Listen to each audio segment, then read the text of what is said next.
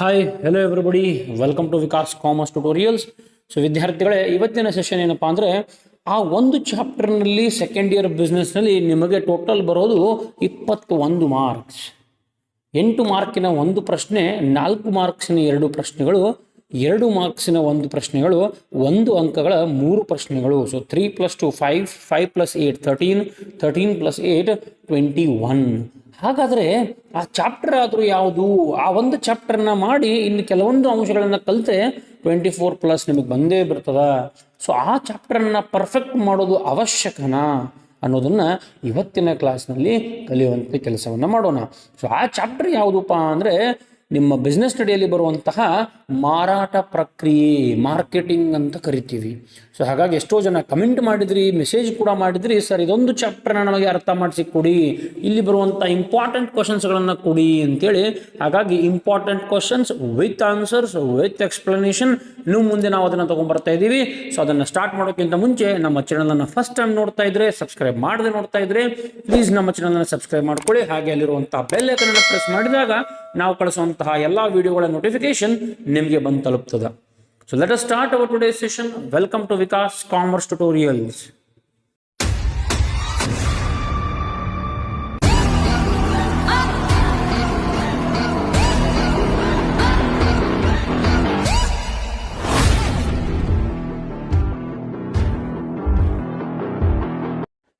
Okay ಸ್ನೇಹಿತರೆ, ಇವತ್ತೇನು ಮಾಡ್ತಾ ಇದ್ದೀನಪ್ಪ ಅಂದರೆ ಮಾರಾಟ ಪ್ರಕ್ರಿಯೆಯಲ್ಲಿ ಬರುವಂತಹ ಒಂದು ಕ್ವಶನ್ಸ್ಗಳನ್ನು ಡಿಸ್ಕಸ್ ಮಾಡೋಣ.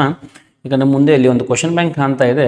ಆ ಕ್ವಶನ್ ಆನ್ಸರ್ಸ್ ಇರುವಂಥದ್ದು ಎಲ್ಲವನ್ನೂ ಕೂಡ ಓದುವಂಥ ಅವಶ್ಯಕತೆ ಇಲ್ಲ. ಎಷ್ಟೋ ವಿದ್ಯಾರ್ಥಿಗಳು ನಮಗೆ ತಿಳಿಸಿದ್ರಿ, ಸರ್ ಮಾರಾಟ ಪ್ರಕ್ರಿಯೆಯ ಮೇಲೆ ಒಂದು ವಿಡಿಯೋವನ್ನು ಮಾಡಾಕಿ, ಬಿಕಾಸ್ ಅದು ವೆರಿ ಇಂಪಾರ್ಟೆಂಟ್ ಚಾಪ್ಟರ್ ಮತ್ತು ಎಷ್ಟೋ ಅದು ನಮಗೆ ತಿಳಿತಾ ಇಲ್ಲ, ಯಾವುದನ್ನು ಓದಬೇಕು ಯಾವುದನ್ನು ಬಿಡಬೇಕು, ಬಹಳಷ್ಟು ಪ್ರಶ್ನೆಗಳು ಅಲ್ಲಿ ನಮಗೆ ಕಾಡ್ತಾ ಇದೆ ಅಂಥೇಳಿ. ಹಾಗಾಗಿ ನಿಮ್ಮ ಮುಂದೆ ನಾನೀಗ ಬರ್ತಾ ಇದ್ದೀನಿ ಮಾರಾಟ ಪ್ರಕ್ರಿಯೆ ಚಾಪ್ಟರ್ನ ತಗೊಂಡು ಕನ್ನಡ ಮೀಡಿಯಂ. ಇನ್ ಕೇಸ್ ಇದು ನಿಮಗೆ ಇಂಗ್ಲೀಷ್ ಮೀಡಿಯಮ್ನಲ್ಲೂ ಬೇಕು ಅಂತ ಅನಿಸಿದರೆ English medium students can also comment. I will also explain in English medium in my later video.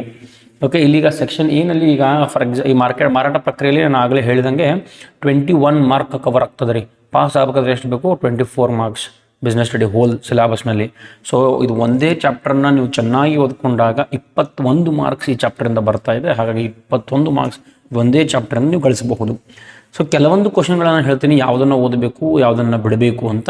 So ನಾನು ಯಾವ ಕ್ವಶನ್ಗಳನ್ನು ಹೇಳ್ತೀನಿ, ಯಾವ ಕ್ವಶನ್ಗಳನ್ನು ಸಜೆಸ್ಟ್ ಮಾಡ್ತೀನಿ, ಅದನ್ನು ಓದುವಂಥ ಪ್ರಯತ್ನ ನೀವು ಮಾಡಿರಿ. ಈಗ ಇಲ್ಲಿ ಸೆಕ್ಷನ್ ಎನಲ್ಲಿ ನೋಡ್ತಾ ಇರ್ಬೋದು ನೀವು, ಯಾವುದಾದರೂ ಒಂದು ಮಾರಾಟ ಪ್ರಕ್ರಿಯೆ ಪರಿಕಲ್ಪನೆಯನ್ನು ಹೆಸರಿಸಿ ಅಂತದ. ಸೊ ಇದೇನು ಓದುವಂಥ ಅವಶ್ಯಕತೆ ಇಲ್ಲ, ಬಿಕಾಸ್ ಇದು ಎಲ್ಲಿ ಕೂಡ ಯಾವುದೇ ಕ್ವಶನ್ ಪೇಪರಲ್ಲಿ ಕಾಣಿಸಿಲ್ಲ, ಬರುವಂಥ ಸಾಧ್ಯತೆ ಕಡಿಮೆ. ಸೊ ಹಾಗಾಗಿ ಇದನ್ನು ಓದಬೇಡ್ರಿ, ಇದೇನು ಬೇಡ. ಅದಾದ ನಂತರ ಸೇವೆಯ ಮಾರಾಟ ಪ್ರಕ್ರಿಯೆಗೆ ಒಂದು ಉದಾಹರಣೆ. ಸೊ ಇದು ಕೂಡ ಏನು ಬೇಕಾಗಿಲ್ಲ. ಉತ್ಪನ್ನದ ಅರ್ಥ, ಇದು ಕೂಡ ಬೇಡ ಅಂತ ಅಂದ್ಕೊಳ್ತೀನಿ. ಸಂವೇಷ್ಟಿಸುವಿಕೆ ಎಂದರೆ ಏನು? ಕೆಲವೊಂದು ಸಲ ಬರ್ತದೆ, ಕೆಲವೊಂದು ಸಲ ಇಲ್ಲ, ಹಾಗಾಗಿ ಅದು ಬೇಡ. ನಾನು ಡೈರೆಕ್ಟ್ ಎಲ್ಲಿ ಬರ್ತೀನಪ್ಪ ಅಂದರೆ ಈ ಕ್ವಶನನ್ನು ಓದ್ರಿ. ಮುದ್ರೆ ಎಂದರೇನು? ಮುದ್ರೆ ಎಂದರೇನು? ಮುದ್ರೆ ಈಸ್ ನಥಿಂಗ್ ಬಟ್ ಕನ್ನಡ ಇಂಗ್ಲೀಷ್ನಲ್ಲಿ ಬ್ರ್ಯಾಂಡ್ ಅಂತ ಕರಿತೀವಿ. ಈಗ ನನ್ನ ಒಂದು ಯೂಟ್ಯೂಬ್ ಚಾನಲ್ಗೆ ವಿಕಾಸ್ ಕಾಮರ್ಸ್ ಟ್ಯುಟೋರಿಯಲ್ಸ್ ಅಂತ ಕರೆದಿದ್ದೀನಿ. ಸೊ ವಿಕಾಸ್ ಕಾಮರ್ಸ್ ಟ್ಯುಟೋರಿಯಲ್ಸ್ ಅನ್ನೋದೇನು? ಅದೊಂದು ಮುದ್ರೆ, ಅದೊಂದು ಬ್ರ್ಯಾಂಡ್. ಸೊ ಬ್ರ್ಯಾಂಡ್ ಅನ್ನೋದು ಹೆಸರು ಕೂಡ ಆಗಿರಬಹುದು, ಒಂದು ಚಿಹ್ನೆ ಕೂಡ ಆಗಿರಬಹುದು. It may also be a symbol, it may also be a word. ಒಂದು ಶಬ್ದ ಆಗಿರ್ಬೋದು ಅಥವಾ ಒಂದು ಚಿಹ್ನೆ ಕೂಡ ಆಗಿರ್ಬೋದು. ಅದಕ್ಕೆ ನಾವು ಬ್ರ್ಯಾಂಡ್ ಅಂತ ಕರಿತೀವಿ. ಇಲ್ಲದ ಬರ್ದಾರ ಅವರು ನಿಮ್ಮ ಸ್ಕ್ರೀನ್ ಮೇಲೆ ನೋಡ್ತಾ ಇರಬಹುದು. ಮುದ್ರೆ ಎಂದರೆ ಒಬ್ಬ ಮಾರಾಟಗಾರ ಅಥವಾ ಮಾರಾಟಗಾರರ ಗುಂಪಿನ ಸರಕು ಅಥವಾ ಸೇವೆಗಳ ಅವರ ಪ್ರತಿಸ್ಪರ್ಧಿಗಳ. ಇಷ್ಟೆಲ್ಲ ಬೇಡ. ನನಗೆ ಇಂಪಾರ್ಟೆಂಟ್ ವರ್ಡ್ ಯಾವುದಪ್ಪ ಅಂದರೆ ಇಲ್ಲಿ ಪ್ರತ್ಯೇಕಿಸಲು. ಯಾವುದ್ರಿ? ಪ್ರತ್ಯೇಕಿಸಲು ಅನ್ನೋ ಒಂದು ಶಬ್ದವನ್ನು ಬಹಳ ಚೆನ್ನಾಗಿ ನೀವು ಇಲ್ಲಿ ಬಳಸಬೇಕಾಗ್ತದೆ. ನಾನು ಹೇಳ್ತೀನಿ ನೋಡ್ರಿ, ನೀವು ವಿಡಿಯೋನ ಪಾಸ್ ಮಾಡ್ಕೊಂಡು ನೋಟನ್ನು ಕೂಡ ಮಾಡ್ಕೊಳ್ಬೋದು. ಇಷ್ಟೆಲ್ಲ ಬರೋ ಅವಶ್ಯಕತೆ ಇಲ್ಲ, ಬಹಳಷ್ಟು ಕೊಟ್ಟಿದ್ದಾರೆ ಅವರಲ್ಲಿ. ಮುದ್ರೆ ಎಂದರೆ ಬೇರೆ ಸರಕಿನ ಜೊತೆ ನಮ್ಮ ಸರಕನ್ನು ಪ್ರತ್ಯೇಕಿಸಲು ಬಳಸಲಾಗುವ ಹೆಸರು, ಶಬ್ದ, ಗುರುತು, ಸಂಕೇತ ಅಥವಾ ವಿನ್ಯಾಸ. ಈ ರೀತಿ ಬರೆದರೂ ಸಾಕಾಗಿ ಹೋಗ್ತದೆ.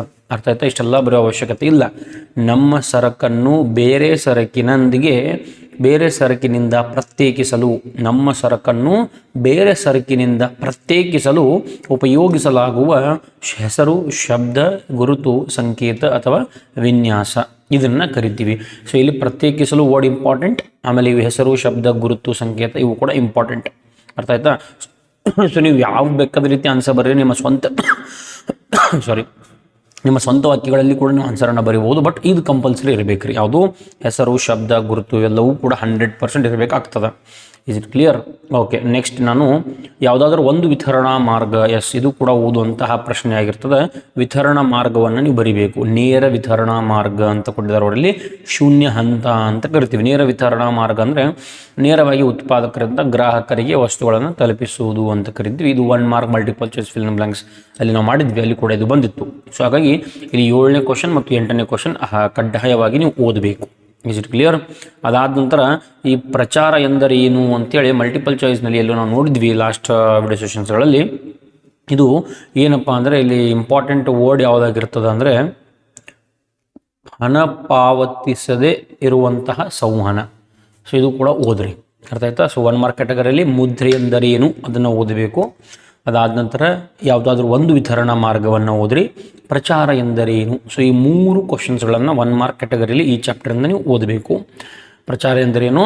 ಹಣ ಪಾವತಿಸದೇ ಇರುವಂತಹ ಸಂವಹನದ ಜಾಹೀರಾತಿನ ಒಂದು ಪ್ರಕಾರ ಅಂತ ಕರಿತೀವಿ. ಪ್ರಚಾರ ಅಂದರೆ ಇಂಡೈರೆಕ್ಟಾಗಿ ಜಾಹೀರಾತು ಮಾಡೋದ್ರಿ, ಅಂದರೆ ಒಬ್ಬರ ಬಗ್ಗೆ ಒಬ್ರು ಹೇಳೋದ್ರಿ. ಫಾರ್ ಎಕ್ಸಾಂಪಲ್ ನನ್ನ ಬಗ್ಗೆ ನೀವು ಪ್ರಚಾರ ಮಾಡ್ತಾ ಇದ್ದೀರಿ. ಈಗ ನಾನು ವಿಡಿಯೋ ಮಾಡಬೇಕಾದ್ರೆ ನನ್ನ ವಿಡಿಯೋ ಸೆಷನನ್ನು ಇನ್ನೂ ಯಾರಿಗೂ ಬೇರೆದವ್ರಿಗೆ ಶೇರ್ ಮಾಡ್ತೀರಿ ನೀವು, ಕರೆಕ್ಟಾ? ಸೊ ಶೇರ್ ಮಾಡಿದಾಗ ನೀವೇನು ಮಾಡ್ತಾ ಇದ್ದೀರಿ? ನನ್ನ ವಿಡಿಯೋ ಬಗ್ಗೆ, ನನ್ನ ಒಂದು ಯೂಟ್ಯೂಬ್ ಚಾನಲಿನ ಬಗ್ಗೆ ಪ್ರಚಾರ ಮಾಡ್ತಾ ಇದ್ದೀರಿ. ಸೊ ನಾನೇನಾದರೂ ನಿಮಗೆ ಹಣ ಪಾವತಿ ಮಾಡ್ತಾ ಇದ್ದೀನಿ? ಇಲ್ಲ. ಸೊ ಹಣ ಪಾವತಿ ಮಾಡದೆ ನನ್ನ ಒಂದು ಚಾನಲಿನ ಬಗ್ಗೆ ನೀವೇನು ಮಾಡ್ತಾ ಇದ್ದೀರಿ? ಜಾಹೀರಾತನ್ನು ಮಾಡ್ತಾ ಇದ್ದೀರಿ, ಬೇರೆಯವರಿಗೆ ತಿಳಿಸ್ತಾ ಇದ್ದೀರಿ. ಇದು ಪ್ರಚಾರ ಅಂದರೆ ಜಾಹೀರಾತನ. ಬಟ್ ಜಾಹೀರಾತಾಗ ನಾವು ಹಣ ಕೊಡ್ತೀವಿ, ಪ್ರಚಾರದಲ್ಲಿ ಹಣವನ್ನು ಪಾವತಿಸುವುದು ಅವಶ್ಯಕತೆ ಇಲ್ಲ. ಸೊ ಹಾಗಾಗಿ ಹಣ ಪಾವತಿಸದೇ ಇರುವಂತಹ ಸಂವಹನದ ಜಾಹೀರಾತಿನ ರೂಪವನ್ನು ಪ್ರಚಾರ ಅಂತ ಕರಿತೀವಿ. Is it clear? ಸೊ ಈ 3 ಪ್ರಶ್ನೆಗಳನ್ನು ಕಡ್ಡಾಯವಾಗಿ ಓದಬೇಕು. ಈಗ ಕಮಿಂಗ್ ಟು 2 ಮಾರ್ಕ್ಸ್ ಕ್ಯಾಟಗರಿ, ಆಗಲೇ ಹೇಳಿದಂಗೆ 1 ಮಾರ್ಕ್ನಲ್ಲಿ 3 ಕ್ವಶನ್ಸ್ ಬರ್ತದೆ ಈ ಚಾಪ್ಟರಿಂದ. ಸೊ 2 ಮಾರ್ಕ್ಸ್ನಲ್ಲಿ ಒಂದು ಕ್ವಶನ್ ಬರುವಂತಹ ಚಾನ್ಸಸ್ ಅದ. ಸೊ ಹಾಗಾಗಿ 1 ಮಾರ್ಕ್ ಯಾವುದು, ಅದು 1 ಕ್ವಶನ್ ಯಾವ್ದು ಬರ್ಬೋದು 2 ಅಂಕಗಳ ಪ್ರಶ್ನೆ ಅಂತ ನೋಡೋದಾದರೆ ಮಾರಾಟ ಪ್ರಕ್ರಿಯೆ ಎಂದರೇನು? ಇದನ್ನು ಕೂಡ ಓದ್ರಿ, ಬಿಕಾಸ್ ಇದು ಒಂದ್ಸಲ ಬಂದಿತ್ತು. ಮಾರಾಟ ಪ್ರಕ್ರಿಯೆ ಅಂದರೆ ಏನು ಅಂತ ಕರಿತೀವಿ. ಮಾರಾಟ ಪ್ರಕ್ರಿಯೆಯಲ್ಲಿ ಇಂಪಾರ್ಟೆಂಟ್ ವರ್ಡ್ಸನ್ನು ಮಾರ್ಕ್ ಮಾಡ್ತೀನಿ. ಸೆಂಟೆನ್ಸ್ ಹಿಂಗೆ ಇರಬೇಕಂತೇನಿಲ್ಲ, ನಿಮ್ಮ ಸ್ಕ್ರೀನ್ ಮೇಲೆ ಕಾಣ್ತದಲ್ಲ ಇದೇ ರೀತಿ ಆನ್ಸರ್ಸ್ ಬರೀಬೇಕಂತ ಏನೂ ಇಲ್ಲ. ಜಸ್ಟ್ ಈ ಪಾಯಿಂಟ್ಸ್ಗಳನ್ನು ಏನು ಮಾರ್ಕ್ ಮಾಡ್ತಾ ಇದ್ದೀನಿ ಅದನ್ನು ನೆನ್ಪಿಟ್ಕೊಳ್ರಿ. ಅದರ ಮೂಲಕ ನೀವು ಆನ್ಸರ್ಸ್ಗಳನ್ನು, ವಾಕ್ಯಗಳನ್ನು ನಿಮ್ಮ ವಾಕ್ಯದಲ್ಲಿ, ನಿಮ್ಮ ಸ್ವಂತ ವಾಕ್ಯದಲ್ಲಿ ರಚನೆ ಮಾಡ್ಬೋದು. ಇಲ್ಲಿಂದ ಗ್ರಾಹಕರ ಅಗತ್ಯತೆಗಳನ್ನು ಗುರುತಿಸುವುದು, ಇದು ಬಹಳ ಇಂಪಾರ್ಟೆಂಟ್ ಆಗ್ತದೆ. ಮಾರಾಟ ಪ್ರಕ್ರಿಯೆ ಅಂದ್ರೇನು? ಗ್ರಾಹಕರ ಅಗತ್ಯತೆಗಳನ್ನು ಗುರುತಿಸಿ ಆ ಒಂದು ಅಗತ್ಯತೆಗಳನ್ನು ತೃಪ್ತಿಪಡಿಸುವುದಕ್ಕೆ ನಾವು ಮಾರಾಟ ಪ್ರಕ್ರಿಯೆ ಅಂತ ಕರಿತೀವಿ. ಸೊ ಇದು ವೆರಿ ಸಿಂಪಲ್ ಆಗಿ ಇರುವಂತಹ ಒಂದು ಮೀನಿಂಗ್.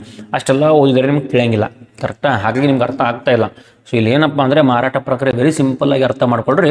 ಮಾರಾಟ ಪ್ರಕ್ರಿಯೆ ಅನ್ನೋದು ಒಂದು ಪ್ರಕ್ರಿಯೆ. ಅವ್ರು ಹೇಳಾಕತ್ತಾರ ಪ್ರಕ್ರಿಯೆ ಅದು ಎಂತಹ ಪ್ರಕ್ರಿಯೆಯಪ್ಪ ಅಂದರೆ ಗ್ರಾಹಕರ ಅಗತ್ಯತೆಗಳನ್ನು ಗುರುತಿಸುವುದು.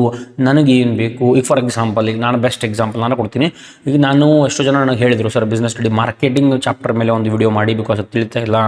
ಸೊ ಈಗ ಸದ್ಯಕ್ಕೆ ನಿಮ್ಮ ಅಗತ್ಯತೆ ಏನು? ಮಾರಾಟ ಪ್ರಕ್ರಿಯೆ ಚಾಪ್ಟರ್ ಮೇಲೆ ನನಗೆ ಟಾಪಿಕ್ ಕಾನ್ಸೆಪ್ಟ್ಸ್ ಬೇಕು ರೀ, ನನಗೆ ಅಧ್ಯಯನ ಮಾಡಿಸ್ಕೊಡಿ. ಸೊ ನಿಮ್ಮ ಅಗತ್ಯತೆ. ಸೊ ನಾನೇನು ಮಾಡಿದ್ನೀಗ ಈ ಅಗತ್ಯತೆಯನ್ನು ಗುರುತಿಸಿ ಆ ಅಗತ್ಯತೆಗಳಿಗೆ ತಕ್ಕಂತೆ ನಾನು ವಿಡಿಯೋ ಸೆಷನ್ನ ಮಾಡಿ ಹಾಕ್ತಾ ಇದ್ದೀನಿ, ಕರೆಕ್ಟಾ? ಸೊ ಹಾಗಾದ್ರೆ ನಾನು ಏನು ಮಾಡ್ತಾ ಇದ್ದೀನಿ? ನಾನು ಮಾರಾಟ ಪ್ರಕ್ರಿಯೆ ಮಾಡ್ತಾ ಇದ್ದೀನಿ. ಬಿಕಾಸ್ ನನ್ನ ಗ್ರಾಹಕರ ಅಗತ್ಯತೆಗಳನ್ನು ನಾನು ಅಂದಾಜು ಮಾಡ್ತಾ ಇದ್ದೀನಿ, ಅವರನ್ನು ತೃಪ್ತಿಪಡಿಸುವಂತಹ ಕೆಲಸವನ್ನು ಮಾಡ್ತಾ ಇದ್ದೀನಿ. ನನ್ನ ಕಾನ್ಸೆಪ್ಟ್ಗಳ ಮೂಲಕ, ನಾನು ಕೊಡ್ತಾ ಇರೋ ಕಂಟೆಂಟ್ಗಳ ಮೂಲಕ ಅವರನ್ನು ತೃಪ್ತಿಪಡಿಸ್ತಾ ಇದ್ದೀನಿ. ಸೊ ಇದಕ್ಕೆ ನಾವು ಮಾರಾಟ ಪ್ರಕ್ರಿಯೆ ಅಂತ ಕರಿತೀವಿ. ಇಲ್ಲಿ ಬೆಲೆ ಅಥವಾ ಒಂದು ಪ್ರೈಸಿನ ಯಾವುದೇ ರೀತಿ ಡಿಮಾಂಡ್ ಇಲ್ಲ, ಯಾವುದೇ ಅವಶ್ಯಕತೆ ಇಲ್ಲ. ಪ್ರೈಸ್ ಬಗ್ಗೆ ಏನೂ ಇಲ್ಲ, ಬೆಲೆ ಬಗ್ಗೆ ಏನೂ ಯಾವುದೂ ಮಾತಿಲ್ಲ. ಇಲ್ಲಿ ಮಾರಾಟ ಪ್ರಕ್ರಿಯೆ ಅಂದಾಗ ಇಂಡೈರೆಕ್ಟಾಗಿ ಗ್ರಾಹಕರನ್ನು ತೃಪ್ತಿಪಡಿಸೋದು ಮತ್ತು ಅಗತ್ಯತೆಗಳನ್ನು ಗುರುತಿಸೋದು. ಫಸ್ಟ್ ಬರೋದು ಗುರುತು ಮಾಡಬೇಕು ಅಗತ್ಯತೆಗಳನ್ನು. ಅದಾದ ನಂತರ ವೆರಿ ಸಿಂಪಲ್ ಇಲ್ಲಿ ಕೊಟ್ಟಾರ ನೋಡ್ರಿ, ತೃಪ್ತಿಪಡಿಸುವುದು. Is it clear? ಯಾವುದು? ತೃಪ್ತಿಪಡಿಸುವುದು ಅಂತ ಕರಿತೀವಿ. Just a minute. ಇಲ್ಲಿ ಪಾಯಿಂಟ್ ಅದ ನೋಡ್ರಿ, ತೃಪ್ತಿಪಡಿಸುವುದು. ಗ್ರಾಹಕರ ಅಗತ್ಯತೆಗಳನ್ನು ಗುರುತಿಸಿ ಅವರ ಅಗತ್ಯತೆಗಳಿಗೆ ತಕ್ಕಂತೆ ಸೇವೆಗಳನ್ನು ಕೊಟ್ಟು ಅವರನ್ನು ತೃಪ್ತಿಪಡಿಸುವುದಕ್ಕೆ ಮಾರಾಟ ಪ್ರಕ್ರಿಯೆ ಎಂದು ಕರೆಯಲಾಗುತ್ತದೆ. ಎಷ್ಟು ಬರೆದರೂ ಸಾಕು. ಎಸ್, ನೆಕ್ಸ್ಟ್ ಕ್ವಶನ್ ಯಾವುದಪ್ಪ ಅಂದರೆ ಮಾರಾಟ ಪ್ರಕ್ರಿಯೆಯನ್ನು ವ್ಯಾಖ್ಯಾನಿಸಿ. ಬೇಡ, ಮಾರಾಟ ಪ್ರಕ್ರಿಯೆ ಅಷ್ಟೇ ಹೋದ್ರಿ.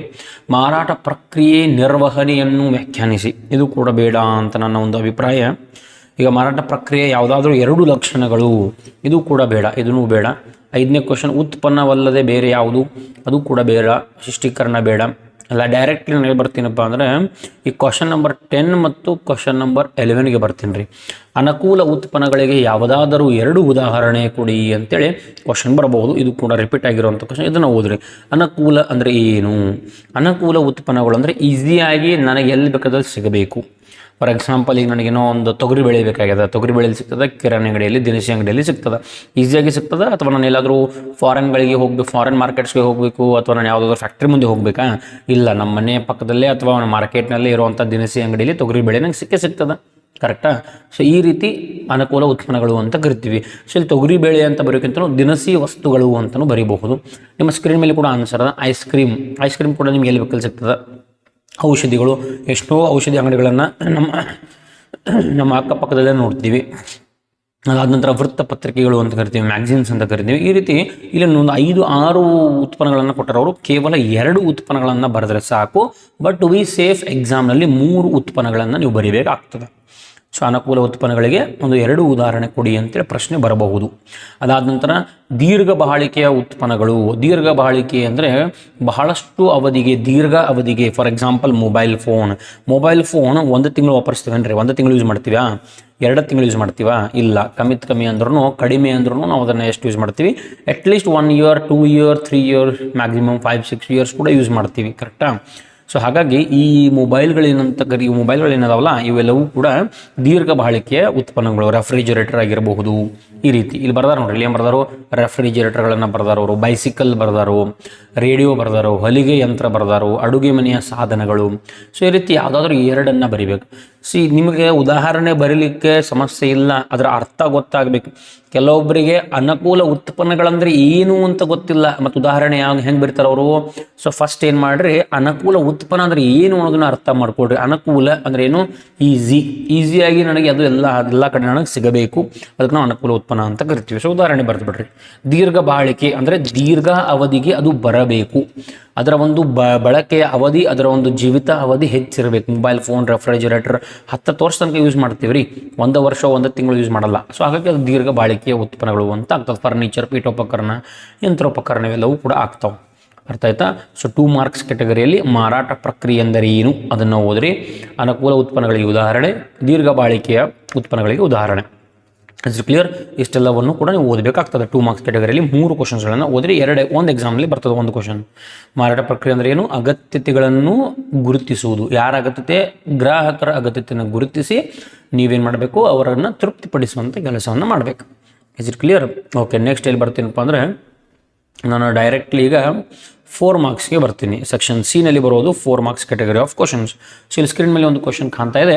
ಮಾರಾಟ ಮತ್ತು ಮಾರಾಟ ಪ್ರಕ್ರಿಯೆ ನಡುವಿನ 4 ವ್ಯತ್ಯಾಸಗಳನ್ನು ಸಂಕ್ಷಿಪ್ತವಾಗಿ ಚರ್ಚಿಸಿ ಅಂತ ಕೇಳ್ಯಾರ ಅವರು. ಸೊ ಮಾರಾಟ ಮತ್ತು ಮಾರುವಿಕೆ ಮತ್ತು ಮಾರಾಟ ಪ್ರಕ್ರಿಯೆ, ಮಾರಾಟ ಮತ್ತು ಮಾರಾಟ ಪ್ರಕ್ರಿಯೆ. ಮಾರಾಟ ಬೇರೆ, ಮಾರುವಿಕೆ ಪ್ರಕ್ರಿಯೆ ಬೇರೆ. ಸೊ ಮಾರಾಟ ಮತ್ತು ಮಾರಾಟ ಪ್ರಕ್ರಿಯೆ ನಡುವಿನ 4 ವ್ಯತ್ಯಾಸಗಳನ್ನು ಬರೀಬೇಕು. ಇಲ್ಲಿ ಟೇಬಲ್ ಹಾಕಿ, ಕಾಲಮ್ ಹಾಕಿ ವ್ಯತ್ಯಾಸ ಬರುವಂಥ ಅವಶ್ಯಕತೆ ಇಲ್ಲ.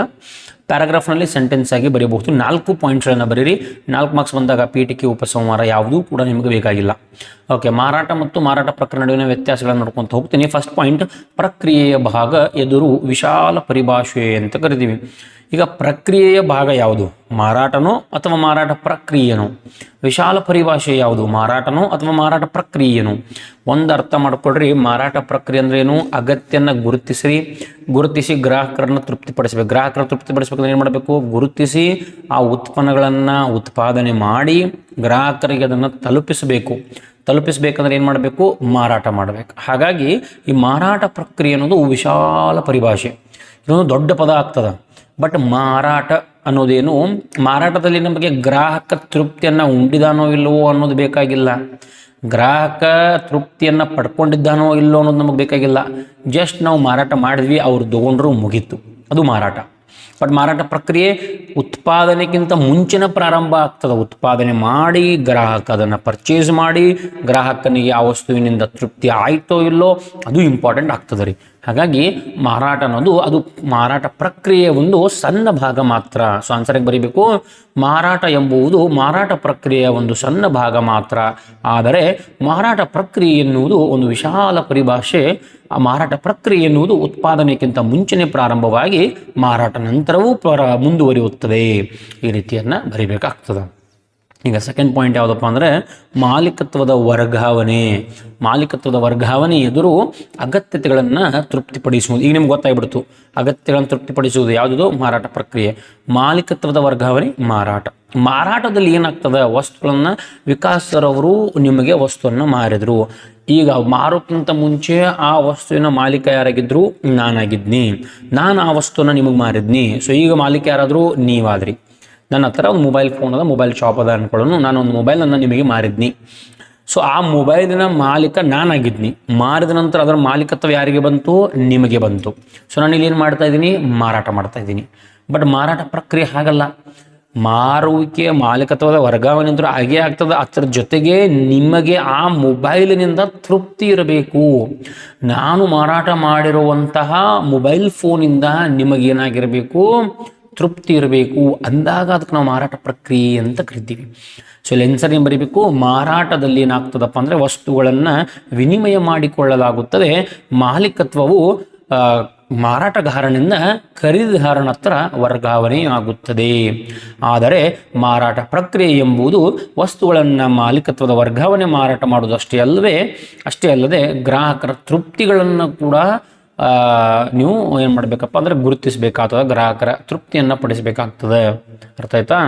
ಮಾರಾಟ ಎಂಬುದು ಮಾಲೀಕತ್ವದ ವರ್ಗಾವಣೆ, ವಸ್ತುಗಳ ಸರಕುಗಳ ವಿನಿಮಯ. ಆದರೆ ಇದು ಮಾರಾಟ ಪ್ರಕ್ರಿಯೆ ಅನ್ನೋದು ಗ್ರಾಹಕರನ್ನು ತೃಪ್ತಿಪಡಿಸುವಂಥದ್ದು. ಅದಾದ ನಂತರ ಕಮಿಂಗ್ ಟು ಥರ್ಡ್ ಪಾಯಿಂಟ್ ಯಾವುದಪ್ಪ ಅಂದರೆ ಮಾರಾಟ ಗರಿಷ್ಠಗೊಳಿಸುವುದು ಎದುರಿಗೆ ಲಾಭ ಗಳಿಸುವುದು ಅಂತದ. ಮಾರಾಟ ಗರಿಷ್ಠಗೊಳಿಸುವುದು ಯಾವುದು, ಮಾರಾಟ ಗರಿಷ್ಠಗೊಳಿಸುವುದರ ಮೂಲಕ ಲಾಭ. ಮಾರಾಟದಲ್ಲಿ ನಮ್ಮ ಉದ್ದೇಶ ಏನು ಅನ್ನೋದನ್ನು ಹೇಳ್ಬಿಡ್ತೀನಿ ನಾನು. ಮಾರಾಟದಲ್ಲಿ ನಮ್ಮ ಉದ್ದೇಶ ಎಷ್ಟು ಸಾಧ್ಯವೋ ಅಷ್ಟು ಜಾಸ್ತಿ ಮಾರಾಟ ಮಾಡಬೇಕು. ನಾನು ಕ್ವಾಲಿಟಿ ಬಗ್ಗೆ ವಿಚಾರ ಮಾಡ್ತಾನೇ ಇಲ್ಲ, ನಾನು ಗ್ರಾಹಕರ ತೃಪ್ತಿ ಬಗ್ಗೆ ವಿಚಾರ ಮಾಡ್ತಾನೇ ಇಲ್ಲ. ಮಾರಾಟದಲ್ಲಿ ಏನಾಗ್ತದಪ್ಪ ಅಂದರೆ ಜಸ್ಟ್ ನಾವು ಯಾವುದ್ರ ಮೇಲೆ ಕಾನ್ಸಂಟ್ರೇಟ್ ಮಾಡ್ತೀವಪ್ಪ ಅಂದರೆ ಮಾರಾಟ ಮಾಡಬೇಕು. ಫಾರ್ ಎಕ್ಸಾಂಪಲ್ 10 ವಸ್ತುಗಳನ್ನು ಮಾರ್ತಾ ಇದ್ದೀನಿ, ಇನ್ನು ನನ್ನ ಉದ್ದೇಶ 20 ವಸ್ತು ಮಾರಬೇಕು, ಇನ್ನೂ ಉದ್ದೇಶ 30 ಮಾರಬೇಕು, 40 ಮಾರಬೇಕು. ಈ ರೀತಿ ಇನ್ನಷ್ಟು ಜಾಸ್ತಿ ವಸ್ತುಗಳನ್ನು ನಾನು ಮಾರ್ಕೊತ ಹೋಗಬೇಕು. ಬಟ್ ಮಾರಾಟ ಪ್ರಕ್ರಿಯೆಯಲ್ಲಿ ವಸ್ತುಗಳನ್ನು ಮಾರೋದಲ್ಲದೆ ಗ್ರಾಹಕ ತೃಪ್ತಿ ಐತೋ ಇಲ್ಲೋ ಅಂತೇಳಿ ಖಾತ್ರಿಪಡಿಸ್ಕೊಳ್ಬೇಕು ರೀ. ಹಾಗಾಗಿ ಮಾರಾಟ ಅನ್ನೋದು ಮಾರಾಟ ಗರಿಷ್ಠಗೊಳಿಸುವುದರ ಮೂಲಕ ಲಾಭ ಗಳಿಸುವಂತಹ ಪ್ರಕ್ರಿಯೆ. ಆದರೆ ಮಾರಾಟ ಪ್ರಕ್ರಿಯೆ ಅನ್ನೋದು ಗ್ರಾಹಕ ತೃಪ್ತಿಯ ಒಂದು ಭಾಗ. ಅರ್ಥ ಆಯ್ತಾ? ಮಾರಾಟ ಲಾಭ ಗಳಿಸುವುದು, ಮಾರಾಟ ಪ್ರಕ್ರಿಯೆ ಗ್ರಾಹಕ ತೃಪ್ತಿ ಗಳಿಸುವುದು. Very simple. Coming to fourth point ಯಾವುದು, ಚಟುವಟಿಕೆಗಳ ಆರಂಭ ಮತ್ತು ಚಟುವಟಿಕೆಗಳ ಅಂತ್ಯ. ಈಗ ಚಟುವಟಿಕೆಗಳ ಆರಂಭ ಯಾವಾಗ ಆಗ್ತದ, ಚಟುವಟಿಕೆ ಅಂತ್ಯ ಯಾವಾಗ ಆಗ್ತದ? ಮಾರಾಟದಲ್ಲಿ ವಸ್ತುಗಳನ್ನು ಉತ್ಪಾದನೆ ಮಾಡಿದ ನಂತರ ಚಟುವಟಿಕೆ ಆರಂಭ ಆಗ್ತದೆ. ನೋಡ್ರಿ, ನನ್ನ ಕೈಯಾಗ ವಸ್ತುನೇ ಇಲ್ಲ, ನನ್ನ ಕೈಯಲ್ಲಿ ಯಾವುದೇ ರೀತಿ ವಸ್ತು ಇಲ್ಲ, ಮತ್ತು ನಾನು ಮಾರಾಟ ಮಾಡಲಿಕ್ಕೆ ಹೇಗೆ ಸಾಧ್ಯದ? ನನ್ನ ಕೈಯಲ್ಲಿ ವಸ್ತುನೇ ಇಲ್ಲ ಅಂದ್ರೆ ನಾನು ಮಾರಾಟ ಮಾಡಲಿಕ್ಕೂ ಸಾಧ್ಯವೇ ಇಲ್ಲ. ಸೊ ವಸ್ತುಗಳನ್ನು ನಾನು ಯಾವಾಗ ಮಾರಾಟ ಮಾಡಲಿಕ್ಕೆ ಸ್ಟಾರ್ಟ್ ಮಾಡ್ತೀನಿ? ಉತ್ಪಾದನೆ ಆದ ನಂತರ. ಅಂತ್ಯ ಯಾವಾಗ ಆಗ್ತದ? ಮಾರಾಟ ಮಾಡಿದ ನಂತರ. ನನ್ನ ಕಡೆ ಇರುವಂತಹ ಮೊಬೈಲ್ ನಿಮಗೆ ನಾನು ಮಾರಾಟ ಮಾಡಿದ್ನಿ, ಅಲ್ಲಿಗೆ ಮಾರಾಟ ಮುಗೀತು. ವೆರಿ ಇಂಪಾರ್ಟೆಂಟ್ ಪಾಯಿಂಟ್, ಅರ್ಥ ಮಾಡ್ಕೊಳ್ರಿ. ಮಾರಾಟ ಆರಂಭ ಯಾವಾಗ ಆಗಬೇಕು? ಉತ್ಪಾದನೆ ಆದ ನಂತರ. ಅಂತ್ಯ ಯಾವಾಗ ಆಗ್ತದ? ಮಾರಾಟ ಮಾಡಿದ ನಂತರ. ಆದರೆ ಮಾರಾಟ ಪ್ರಕ್ರಿಯೆ ಹಾಗಲ್ಲ. ಮಾರಾಟ ಪ್ರಕ್ರಿಯೆ ಏನಾಗ್ತದಪ್ಪ ಅಂದ್ರೆ ಯಾವಾಗ ಆರಂಭ ಆಗ್ತದಂದ್ರೆ ಉತ್ಪಾದನೆ ಮಾಡೋಕ್ಕಿಂತ ಮುಂಚೆ. ಮಾರಾಟ ಪ್ರಕ್ರಿಯೆ ಎಂಬುದು ಉತ್ಪಾದನೆ ಮಾಡೋಕ್ಕಿಂತ ಮುಂಚೆನೇ ಪ್ರಾರಂಭವಾಗಿ ಉತ್ಪಾದನೆ ಸರಕುಗಳನ್ನು ಮಾರಾಟ ಮಾಡಿದ ನಂತರವೂ ಮುಂದುವರಿಯುತ್ತದೆ. ಮಾರಾಟ ಪ್ರಕ್ರಿಯೆಯು ವಸ್ತುಗಳನ್ನು ಉತ್ಪಾದನೆ ಮಾಡೋಕ್ಕಿಂತ ಮುಂಚೆ ಆರಂಭವಾಗಿ ವಸ್ತುಗಳನ್ನು ಮಾರಾಟ ಮಾಡಿದ ನಂತರವೂ ಮುಂದುವರಿಯುತ್ತದೆ. ಈ ರೀತಿ ಬರೀಬೇಕು. ಮಾರಾಟ ಉತ್ಪಾದನೆ ಮಾಡಿದ ನಂತರ ಸ್ಟಾರ್ಟ್ ಆಗ್ತದೆ, ಮಾರಾಟ ಮಾಡಿದ ನಂತರ ಎಂಡ್ ಆಗ್ತದೆ. ಮಾರಾಟ ಪ್ರಕ್ರಿಯೆ ಉತ್ಪಾದನೆ ಮಾಡೋಕ್ಕಿಂತ ಮುಂಚೆನೇ ಸ್ಟಾರ್ಟ್ ಆಗಿ ಮಾರಾಟ ಮಾಡಿದ ನಂತರವೂ ಮುಂದುವರಿತದೆ. ಈ ರೀತಿ ಬರೀಬೇಕು. ಸೊ 4 ಪಾಯಿಂಟ್ಸ್ ಇದನ್ನು ಕಂಪಲ್ಸರಿ ಕಡ್ಡಾಯವಾಗಿ ಓದಲೇಬೇಕು. ಬಿಕಾಸ್ 4 ಮಾರ್ಕ್ಸ್ 2 ಕ್ವಶನ್ ಬರ್ತವೆ ಈ ಚಾಪ್ಟರಿಂದ. 100% ಇದನ್ನು ಓದ್ರಿ, ಬರುವಂಥ ಚಾನ್ಸಸ್ ತುಂಬ ಜಾಸ್ತಿ ಇದೆ. ಓಕೆ, ಈಗ ಕಮಿಂಗ್ ಟು ನೆಕ್ಸ್ಟ್, ಮಾರಾಟ ಪ್ರಕ್ರಿಯಾ ಮಿಶ್ರಣದ ಮೂಲಾಂಶಗಳು. ವೆರಿ ಇಂಪಾರ್ಟೆಂಟ್ ಅಂಡ್ ಕ್ವಶನ್ ಇದು ಕೂಡ. ಯಾವುದು? ಮಾರಾಟ ಪ್ರಕ್ರಿಯಾ ಮೂಲಾಂಶಗಳು, ಮಿಶ್ರಣದ ಮೂಲಾಂಶ. ನಾವು ಇಂಗ್ಲೀಷ್ನಲ್ಲಿ ಇದಕ್ಕೆ 4 P's ಅಂತ ಕರಿತೀವಿ. 4 P ಅಂದರೆ product, place, price, promotion. Product ಅಂದರೆ ಉತ್ಪನ್ನ, ಆಮೇಲೆ ಬೆಲೆ, ಅದಾದ ನಂತರ ಸ್ಥಳ, ಅದಾದ ನಂತರ ಪ್ರವರ್ತನೆ. ಸೊ ಒಂದು ಮಾರಾಟ ಮಾಡಬೇಕಾದ್ರೆ ಇವೆಲ್ಲವೂ ಕೂಡ ಅತಿ ಅವಶ್ಯಕವಾದಂಥದ್ದು. ಮಾರಾಟ ಮಾಡಬೇಕಾದ್ರೆ ಉತ್ಪನ್ನ ಬೇಕ್ರಿ. ಉತ್ಪನ್ನ ಇಲ್ಲ ಅಂದರೆ ನೀವು ವಸ್ತುಗಳನ್ನು ಯಾವ ರೀತಿ ಮಾರಾಟ ಮಾಡೋರಿದ್ದೀರಿ? ಕರೆಕ್ಟಾ? ಸೊ ಉತ್ಪನ್ನ ಬೇಕು. ಅದಾದ ನಂತರ ಉತ್ಪನ್ನಕ್ಕೆ ಒಂದು ಸರಿಯಾದ ಬೆಲೆಯನ್ನು ನಿಗದಿಪಡಿಸಬೇಕು.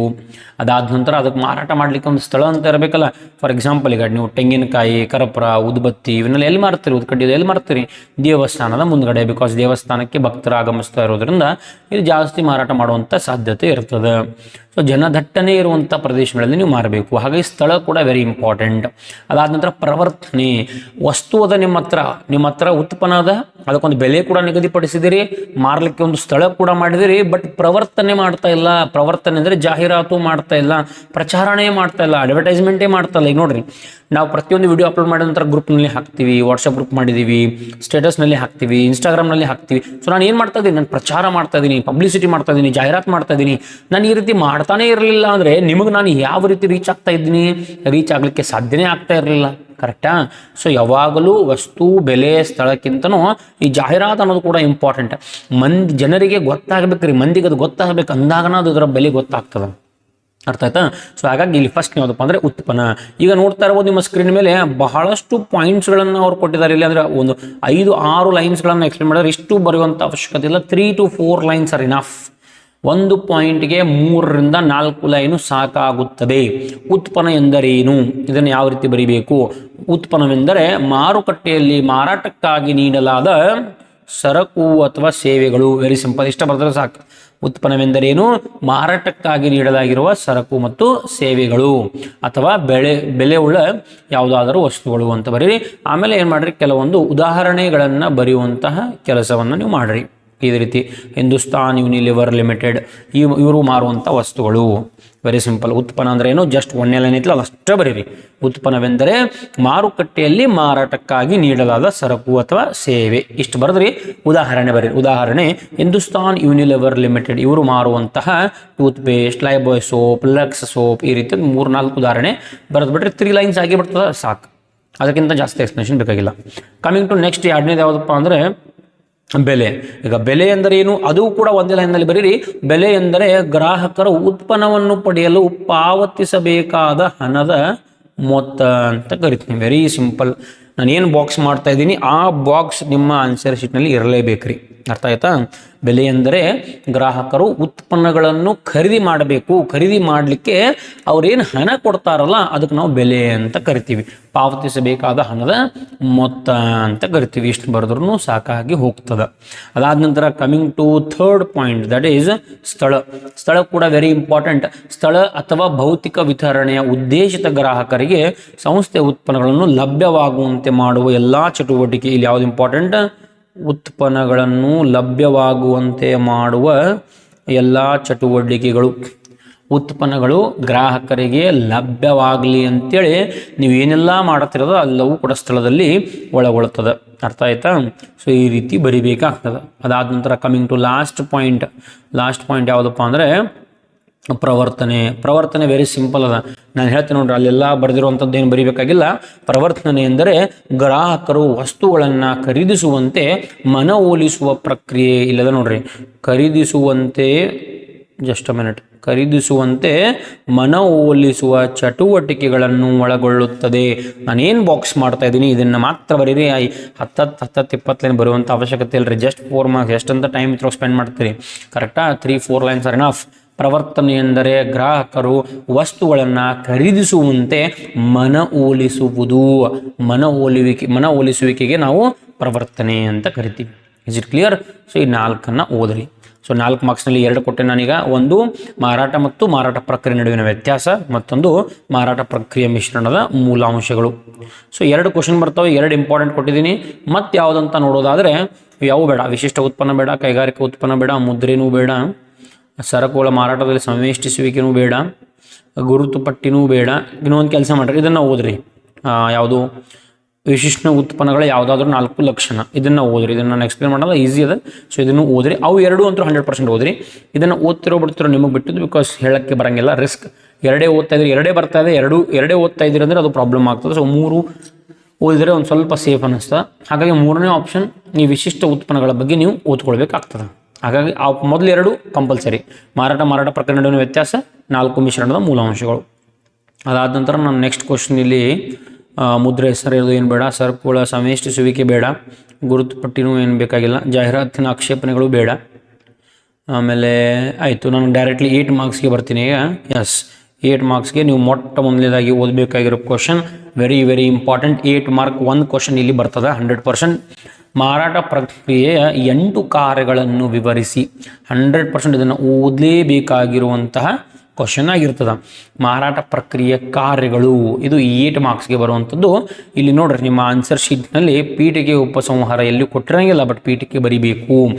ಸರ್, ಈಗ ಪೀಠಿಕೆ ಯಾವ ರೀತಿ ಬರಿಬೇಕು, ಪೀಠಿಕೆ ಹೆಂಗೆ ಬರೀರಪ್ಪ ಅಂದರೆ ಏನು ಕೇಳಕತ್ತ ನಾವು ಕ್ವಶನ್, ಮಾರಾಟ ಪ್ರಕ್ರಿಯೆ 8 ಕಾರ್ಯ ಅಂದರೆ ಮಾರಾಟ ಪ್ರಕ್ರಿಯೆಗೆ ಸಂಬಂಧಪಟ್ಟಂಥ ಕ್ವಶನ್ ಕೇಳಕತ್ತಾನ, ಕರೆಕ್ಟಾ?